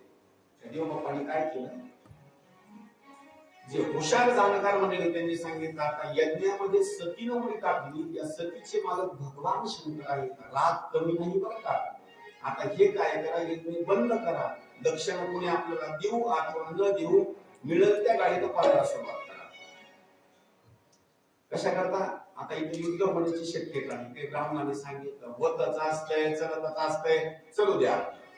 म्हणजे जाणकार होते का नाही, त्यांनी अगोदर मोटरसायकल आपल्या गाड्या काढल्या, पळण्याकरता सुरुवात केली. तेवढ्याच वेळामध्ये नारद मुनी कैलास पर्वतावर गेले, बिना वाजवण्याकरता सुरुवात केली, चिपळ्या वाजवल्या, बोलण्याकरता सुरुवात केली. नारायण नारायण श्रीमन्नारायण श्रीमन्नारायण. भगवान शंकराने डोळे उघडले, सांगितलं, नारदजी तुम्ही अचानक स्वरूपामध्ये, होय देवा तुम्हाला काही माहिती आहे का? सांगितलं, काय? अहो तुमच्या पत्नीनं सतीनं यज्ञामध्ये उडी टाकली. का टाकली? तिथं सन्मान झाला नाही आणि तुमची पूजा झाली नाही, म्हणून तिने यज्ञामध्ये असताना उडी टाकली. महाराज, भगवान शंकराला राग आला, रागाच्या भरामध्ये तांडव नावाचं नृत्य करण्याकरता सुरुवात केली. नृत्यावसाने नटराज राजो ननाद ढक्काम नवपंचवारम उद्धर तु कामः संताति सिद्धा तद्विमर्शे शिवसूत्र जालम. असं कानू नावाचं नृत्य करण्याकरता सुरुवात केली. केस मोकळे सोडले भगवान शंकराने. तेवढ्या केसामधला फक्त एक केस उपटला, गरगरगर असा फिरवला, कैलास पर्वतावर आपटला. त्याच्यामधून ज्यांचा जन्म झाला त्यांचं नाव वीरभद्र. बोलिये वीरभद्र भगवान की जय. वीरभद्रानं हात जोडले, देवा माझी तुम्ही उत्पत्तीचा भाग केला, मला काम सांगा. सांगितलं माझ्या सासऱ्याच्या घरी जायचं, तिथे यज्ञ चालू आहे, सगळा यज्ञ उद्ध्वंस करून टाकायचा.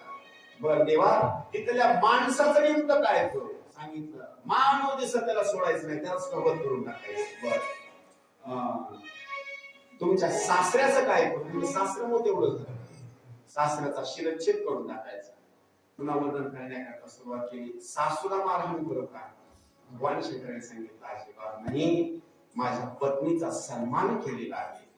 विचार करा बरं का, जावयाचं प्रेम जर कोणावर असेल तर कोणावर बोलावं? तुम्ही जरा गप्प बसू नका. जावयाचं प्रेम कोणावर? शेवयाचा भाग. आता तुम्ही कसं बोलणार? हा, सासूच्या बाबतीमध्ये जवळचं जास्त प्रेम का? सासू बिचारी एवढा जवळचा सन्मान करते ना, नाकाचा मोती ठेवी गहाण. पुढं बोला ना, नाकाचा मोती ठेवी गहाण, राखी जवळचा. बस महाराज भगवान शंकरांनी सगळ्याचा वध करण्याकरता सांगितलं. सासूच्या बाबतीमध्ये नाही बरं का, अजिबात नाही. सांगितलं सासूच्या बाबतीमध्ये नाही, अजिबात नाही, एक शब्द सुद्धा बोलायचं. वीरभद्र गेले, गेल्याच्या घनघोर युद्ध. जेवढे मंडपाला लाकडं लावलेले होते का नाही, आता स्त्री आणि माणसा मंडप नाव बोल आहे, तेव्हा नुसतं लाकडच होते. ते असा लोखंडाचा असलं, एक लोखंडाच्या टप्प्यात माणूस खलासच नसता. महाराज वीरभद्र तिथे गेले, मंडपाचेच लाकडं खाल्ले. आज सवाराडी मंडळ जोडण्याकरता सुरुवात केली, सगळेच यज्ञ आले, सगळे मारहाण करण्याकरता सुरुवात केली. दक्ष प्रजापती आला, वीरभद्राला शिरकमल उडवून यज्ञामध्ये टाकून दिलं. कालांतराने भगवान शंकराची निंदा केल्यामुळे त्यांना शिरकमल कशाचं बसवलं? कशाचं बसवलं? बोकडाचं. आणि ते बोकडाचं शिरकमल बसवल्याच्या नंतर स्तुती करण्याकरता त्या दक्ष प्रजापतीनं कोणाची? भगवान शंकराची. जर कोणी भगवान शंकराची निंदा करत असेल तर त्याला शिरकमल बोकडाच बसणार बरं का. निंदा अजिबात सुद्धा करायची नाही. निंदा मत करना किसी की, सच्ची बात कबीर जी की. ऐका, पत्नी मरण पावल्याच्या नंतर भगवान शंकराचं सतीवर किती प्रेम होतं ते अगोदर ऐका. शिव महापुराण काय सांगतो ते ऐका. पत्नी मरण पावल्याच्या नंतर काय दुःख असतं ज्याची पत्नी मरण पावली, फक्त त्याला विचारा, दुसऱ्याला विचारू नका. भगवान शंकराचं किती प्रेम आहे त्या पत्नीच्या बाबतीमध्ये भगवान शंकर वर्णन करतात. दररोज जर माझ्या पायाची सेवा करण्याकरता जर कोण असेल तर सती, मला फुलं आणून देण्याकरता सती, एवढंच नाही विशेष स्वरूपामध्ये सेवा करण्याकरता सती. पण सतीचा मृत्यू झालेला आहे. तिच्या प्रेमामुळे भगवान शंकरांनी काय केलं माहिती? सतीच्या शरीराची अस्थी, शब्द लक्षात ठेवा, सतीच्या शरीराची हस्ती म्हणजे हाड भगवान शंकरांनी गोळा केले आणि आपल्या गळ्यामध्ये घातले. किती प्रेम आहे विचार करा. आपण जे ऐकलेलं आहे का नाही, त्यांच्या गळ्यामध्ये जे माळा वगैरे हाड वगैरे आहेत का नाही, हे दुसरे कोणाचे नाही का. सतीवर त्यांचं एवढं प्रेम आहे. हस्ती सुद्धा आपल्या छातीच्या ठिकाणी लावली. एवढं भगवान शंकराचं प्रेम सतीच्या बाबतीमध्ये आहे. इतकं दुःख भगवान शंकरांनी दुःख कमी करण्याकरता हिमालय पर्वताच्या ठिकाणी असणे निघून गेले. तपश्चर्या करण्याकरता सुरुवात केली. कालांतराने पितराच्या बाबतीमध्ये एक असणारी कश्यपाची असणारी मुलगी, म्हणजे जिचं नाव आहे स्वधा. कथा आता पार्वतीच्या कथेकडे मी ओळख आहे. त्या पार्वतीच्या अगोदर जन्माचा अगोदर इतिहास सांगत आहे. नंबर 1, पितरांची कन्या, पितरांची असणारी जी पत्नी आहे तिचं नाव स्वधा. नाव लक्षात ठेवा. त्या स्वधेच्या पोटी असणाऱ्या 3 कन्या जन्माला आल्या. नंबर 1 मैना, लक्षात ठेवा. नंबर 1 मैना, धन्या आणि कलावती. किती झाल्या? मैना, धन्या आणि कलावती मैनेचा विवाह झाला हिमालय पर्वताच्या सोबत. मैना आणि हिमालय पर्वत. नंबर 2, धन्याचा विवाह झाला जनकाच्या सोबत. भावार्थ रामायणामध्ये जो जनक आहे का नाही, त्या जनकाची पत्नी म्हणजे धन्या. नंबर 3, वृषभ हा म्हणायचा असणारा द्वापार युगामधला असणारा राधिकेचा असणारा वडिलाचा भाग. त्या वडिलाच्या बाबतीमध्ये त्या वृषभांचा असणारा विवाह झाला कलावतीच्या सोबत. या तिघी जणीचा उद्धार जर झाला असेल ना, तर उद्धार होण्याकरता एक कारण सांगितलेलं आहे. या तिघी जणी एक दिवस ब्रह्मदेवाच्या सभेमध्ये गेल्या. अनेक लोक त्या ठिकाणी आले होते. संकादिक आले आणि संकादिक आल्याचे ते सगळेजण संकादिकाच्या पाया पडतात, पण या तिघी जणी मात्र उठल्या आणि तर दर्शन घेतलं नाही. संकादिकांनी शाप देऊन टाकला, तुम्ही पृथ्वी तलावर जाऊन एका मानवाच्या स्वरूपामध्ये तुम्ही पत्न्या व्हाल. तिघी जणी सांगितलं, ओ शाप आम्हाला द्या. सांगितलं, तुमच्या कन्येच्या बाबतीमध्ये तुमचा उद्धार होईल. ऐका, नंबर 1, मुलं जर आपल्या पोटी जर चांगले जन्माला आले तर आपला सुद्धा उद्धार सांगितलेला आहे. कुळी कन्या पुत्र बुद्धीचा तयाचा हरित वाटी देवा. एवढंच नाही, हिमालय पर्वताचा आणि मैनेचा उद्धार जर कोणामुळे झाला असेल केवळ सांगितलेलं आहे पार्वतीमुळे. नंबर 2, जनकाचा आणि धन्याचा उद्धार जर कोणामुळे झाला असेल तर त्यांच्या पोटी जन्माला आली माता सीता. नंबर 3, वृषभानु आणि कलावती यांच्या पोटी जर कन्या कोणती जन्माला आली असेल तर तिचं नाव आहे राधा. ऐका बरं का, या 3 कन्येमुळे आपल्या आई वडिलाचा असणारा उद्धार झाला. म्हणून सुंदर स्वरूपामध्ये कालांतरानं देवता मंडळी आली आणि देवता मंडळी आल्याच्या नंतर त्यांनी मैनेची स्तुती करण्याकरता सुरुवात केली. मैनेची स्तुती केली आणि हिमालय पर्वताची स्तुती केली. तुम्ही दुर्गा मातेच्या बाबतीमध्ये तपश्चर्या करा. दुर्ग नावाचा असणारा एक दैत्य आहे, त्याच्या पोटी जी जन्माला आली तिचं नाव दुर्गा. भगवान वर्णन करत असताना जी देवीची आरती आहे का नाही, दुर्गे दुर्गट भारी दुर्गेन संसारी, तर दुर्ग नावाचा दैत्य आहे, त्यांच्या पोटी जी दुर्गा जन्माला आलेली आहे तिचं नाव दुर्गा. त्या दुर्गा मातेची आराधना केली. मैनेने एकच वरदान मागितलं, देवी तुम्ही काय करा, माझ्या पोटी असणाऱ्या जन्माला या. देवीने बोलण्याकरता सुरुवात केली. आणखी काय अपेक्षा आहे सांगितलं, माझी एक अपेक्षा आहे, माझ्या पोटी असंख्य असणारी पुत्र संतती जन्माला आली, त्याच्यामध्ये अग्रेसर असणारा एक मुलगा जन्माला यावा आणि साक्षात स्वरूपामध्ये तुम्ही माझ्या पोटी असणारे जन्माला या. तथास्तु आशीर्वाद दिला की देवी कधी जन्माला आली ती ऐका. ऐका, पार्वती मातेचा जो जन्म झालेला आहे ना, तो जन्म कधी झाला ते ऐका. आता कोणता महिना चालू आहे? चैत्र. आता महिना चैत्र चालू आहे आणि चैत्र महिना किती पावन आहे याच्याकरता एक प्रमाण देतो.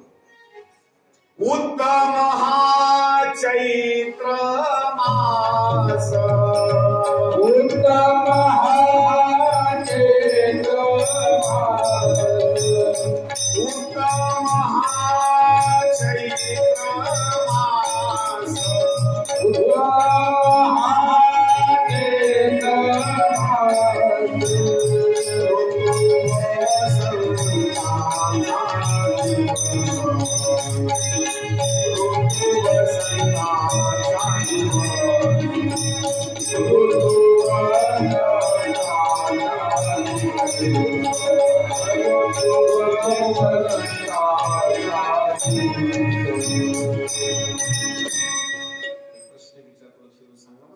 प्रभू श्री रामचंद्रजीचा जन्म कधी झाला? रामनवमीला दुपारी 12 वाजता. महिना कोणता होता? चैत्र. धीर सांगू नका. महिना कोणता? चैत्रच महिना. आता चालू कोणता आहे? चैत्र. ऐका, प्रभू श्री रामचंद्रजीचा जन्म चैत्र महिन्यामध्ये नवमीच्या दिवशी दुपारी 12 वाजता झाला. ऐका, चैत्र महिन्याचा आणखी एक महिमा. या चैत्र महिन्यामध्ये हनुमंतरायाचा जन्म कधी झाला? चैत्र महिन्यात. तो कधी झाला? सकाळी. सकाळी सूर्योदयाच्या वेळेला हनुमंतरायाचा जन्म झाला. 2 पर्वकाळ. ऐका, आणि तिसरा पर्वकाळ तुम्हाला माहिती नाही, त्या शिवपुराणामध्ये सांगितले. तिसरा पर्वकाळ ज्या दिवशी भगवान प्रभू श्री रामचंद्रजीचा जन्म दुपारी 12 वाजता झाला ना, नवमीच्या दिवशी चैत्र महिन्यामध्ये, त्याच रात्रीच्या 12 वाजता, चैत्र महिन्यामध्ये नवमीच्या दिवशी रात्री 12 वाजता या पार्वती मातेचा जन्म झालेला आहे. बोलिये पार्वती माता की जय. रात्री 12 वाजता पार्वती मातेचा नवमीच्या दिवशी असताना जन्म झालेला आहे. आणि ही पार्वती माता विशेष स्वरूपामध्ये देवीच्या स्वरूपामध्ये प्रगट झाली. प्रगट झाल्याच्या नंतर मैनेनं बोलण्याकरता सुरुवात केली, आई तुम्ही जर असं साक्षात रूपामध्ये जर जन्माला आला तर कुणीतरी म्हणणार का ती माझी असणारी मुलगी आहे, लहानपणापासून होय भक्ती केला तैसा पुरवी धरावी ती इच्छा. त्याच वेळेला ती देवीनं असणारे जे रूप घेतलेलं आहे ते छोटं रूप घेतलं आणि त्या देवीनं रडण्याकरता असणारी सुरुवात केली. रडण्याकरता सुरुवात केल्यानंतर अनेक जणांनी असणारी पुष्पवृष्टी केली. पार्वती मातेच्या बाबतीमध्ये नामकरणाचा असणारा भाग सांगितलेला आहे. लक्ष करून आहे का? पार्वतीचं नाव पार्वतीच का ठेवलं ती अगोदर आहे का? पार्वतीच्या वडिलांचं नाव काय आहे? हिमालय पर्वत आहे का? बरं का, पार्वतीच्या वडिलांचं नाव आहे हिमालय पर्वत. पर्वताची मुलगी आहे म्हणून पार्वती नाव. लक्षात ठेवा, पर्वताची मुलगी म्हणून पार्वती. नंबर भाग, लहानाची मोठी होऊ लागली, तिचं भविष्य पाहण्याकरता नारद मुनी एक दिवस घरी आले. त्या पार्वतीचा हात पाहिला. नारद मुनीने भविष्य सांगण्याकरता सुरुवात केली. ऐका, या पार्वतीचं भविष्य अगोदर असं आहे तर त्या पार्वतीच्या बाबतीमध्ये वर्णन असं केलेलं आहे, या पार्वतीला जो पती मिळणार आहे नग्न स्वरूपामध्ये असणारी अवस्था आहे, म्हणजे अंगावर कपडी मात्र कमी आहे. एवढंच नाही, त्याचं घर मात्र गावामध्ये राहणार नाही, गावाच्या बाहेर त्याचं घर राहणार. कुठं? स्मशानभूमीमध्ये. एवढंच नाही, त्या नवरदेवाच्या बाबतीमध्ये त्याला आईही नाही, वडील पण नाही. कुणाला? भगवान शंकर. बर, भगवान शंकराला बहीण पण नाही, भाऊ पण नाही, गणगोत पण नाही. भविष्य सांगण्याकरता सुरुवात आहे. एवढंच नाही, आणि त्यांच्या वयाची भूमिका कोणाला सांगता येत नाही. असं बोलल्याच्या नंतर परत बोलण्याकरता सुरुवात केली. आणखी काही भविष्य सांगितलं? आता नाही, कालांतराने मी भविष्य सांगेन. आता ही लहान आहे, रेषा मात्र मला व्यवस्थित दिसत नाही. थोड्याशा वयाच्या बाबतीमध्ये पार्वती आता मोठी होऊ लागली. मोठी होत असताना जसं भविष्य सांगितलं होतं पार्वतीच्या लक्षामध्ये आलं, हे सगळं जर चिंतन कुणावर शोभत असेल तर कुणाचं चिंतन आहे? तर भगवान शंकराचं आहे. आपण काय केलं पाहिजे? त्यांची सेवा केली पाहिजे. त्यावेळेला भगवान शंकराची सेवा करण्याकरता हिमालय पर्वत पार्वतीला सोबत घेऊन जिथं भगवान शंकर तपश्चर्या करून राहिले तिथं असणारे घेऊन गेले. आणि हिमालय पर्वताने भगवान शंकराला विनंती केली, देवा ही माझी असणारी कन्या, हिचं नाव पार्वती आहे, माझी विनंती आहे तुमच्या सेवेमध्ये इथं थांबू द्यायला. एकूण सख्या सगळी येतील आणि तुमची सेवा या ठिकाणी आश्रमाच्या बाबतीमध्ये करतील. भगवान शंकरांनी वाक्य वापरले आहे का? सुंदर स्वरूपामध्ये भगवान शंकरांनी सांगितलं, ही एक स्त्री आहे आणि तर माझ्या सेवेकरता जर आलं तर माझ्या तपश्चर्याच्या बाबतीमध्ये बाधा होईल. कामाचा भाग आहे. काय सांगितलं? माझी तपश्चर्या मात्र पूर्ण होणार नाही. आताच्या कालावधीमध्ये मी अनेक ठिकाणी कीर्तनाला जातो, ते महाराज लोकांचं काही ठरलेल्या गोष्टी आहेत. एखाद्या महिलेचं कीर्तन जर असलं ना तर ते कीर्तनाला सुद्धा येत नाही. लक्ष करून ऐका, महिलेचं कीर्तन जर असलं तर ते कीर्तनाला सुद्धा येत नाही. जर महिलेचा एवढा जर द्वेषच असेल तर त्या कीर्तनकारांना कुठल्या तरी आईच्या पोटी जन्माला आले असतील ना.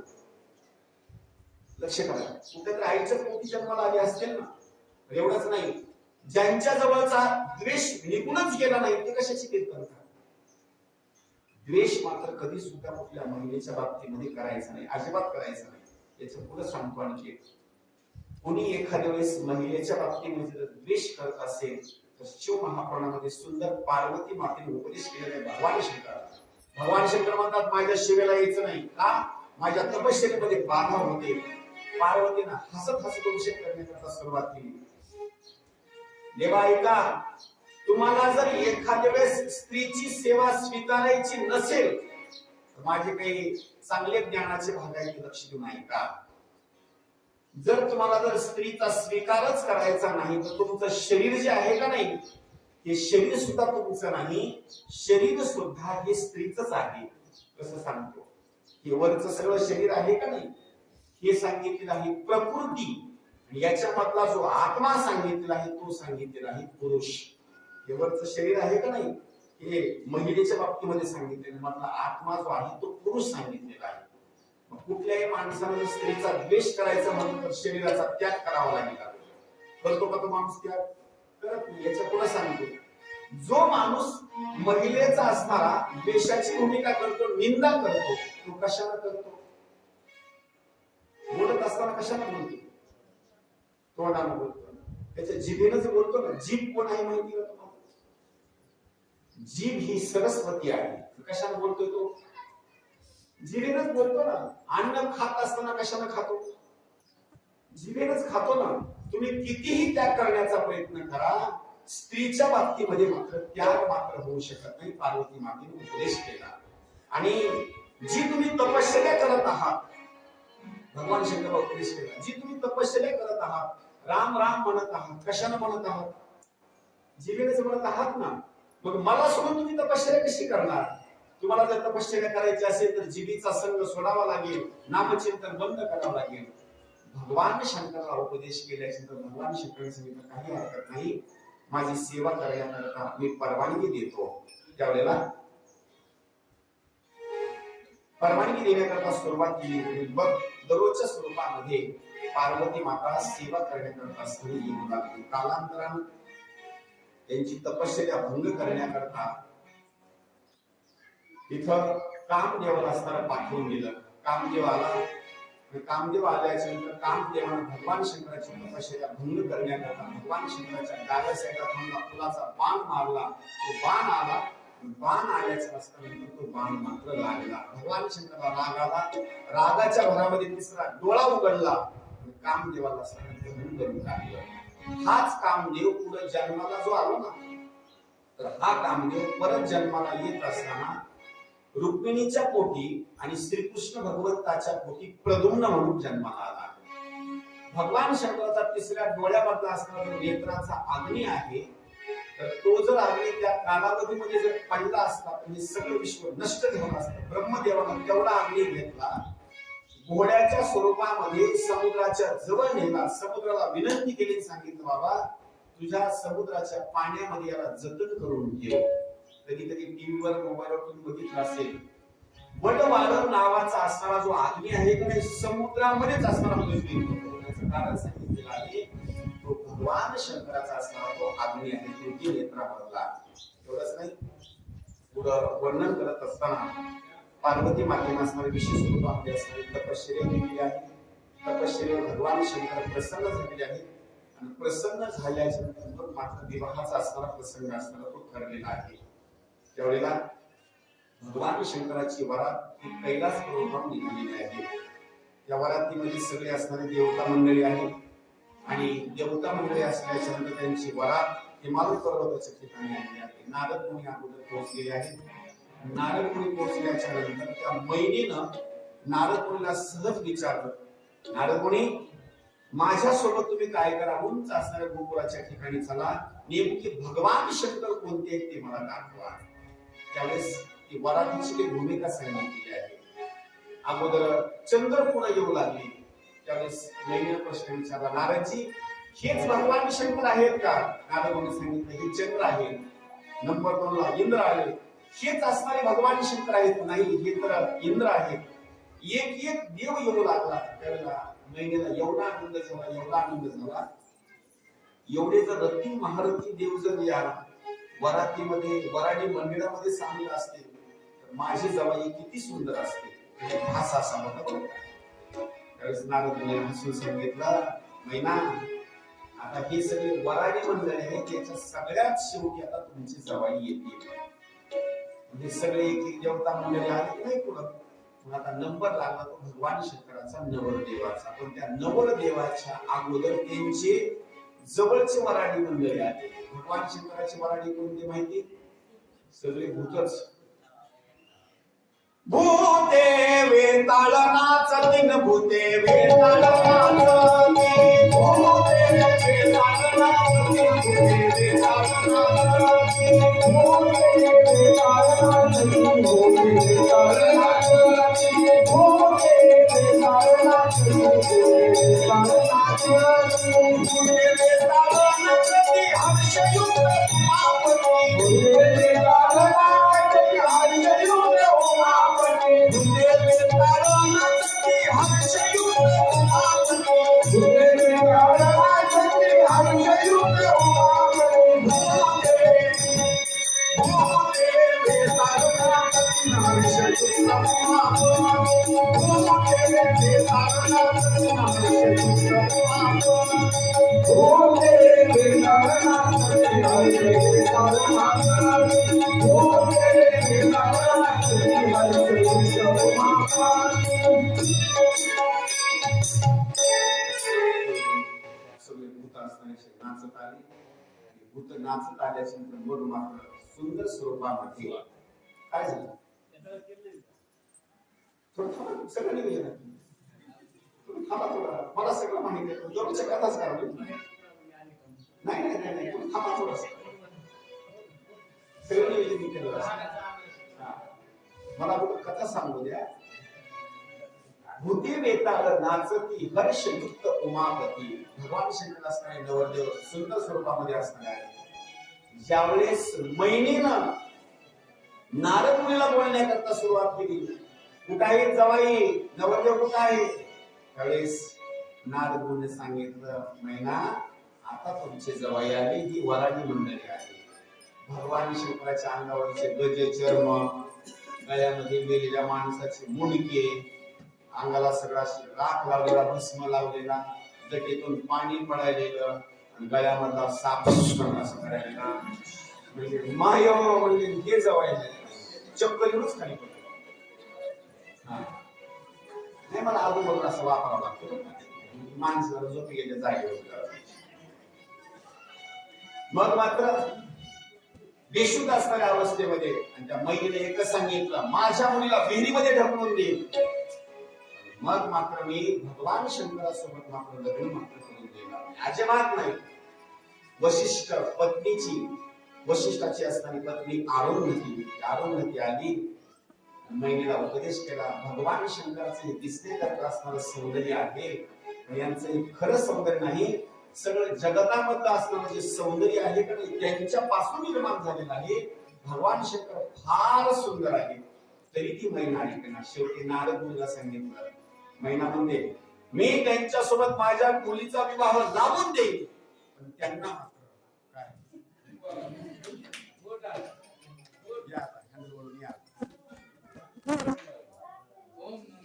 नमः शिवाय ओम नमः शिवाय हर हर भोले नमः शिवाय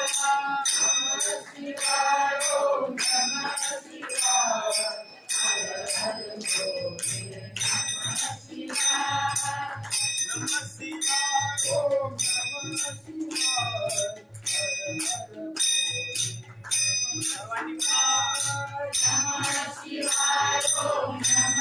शिवाय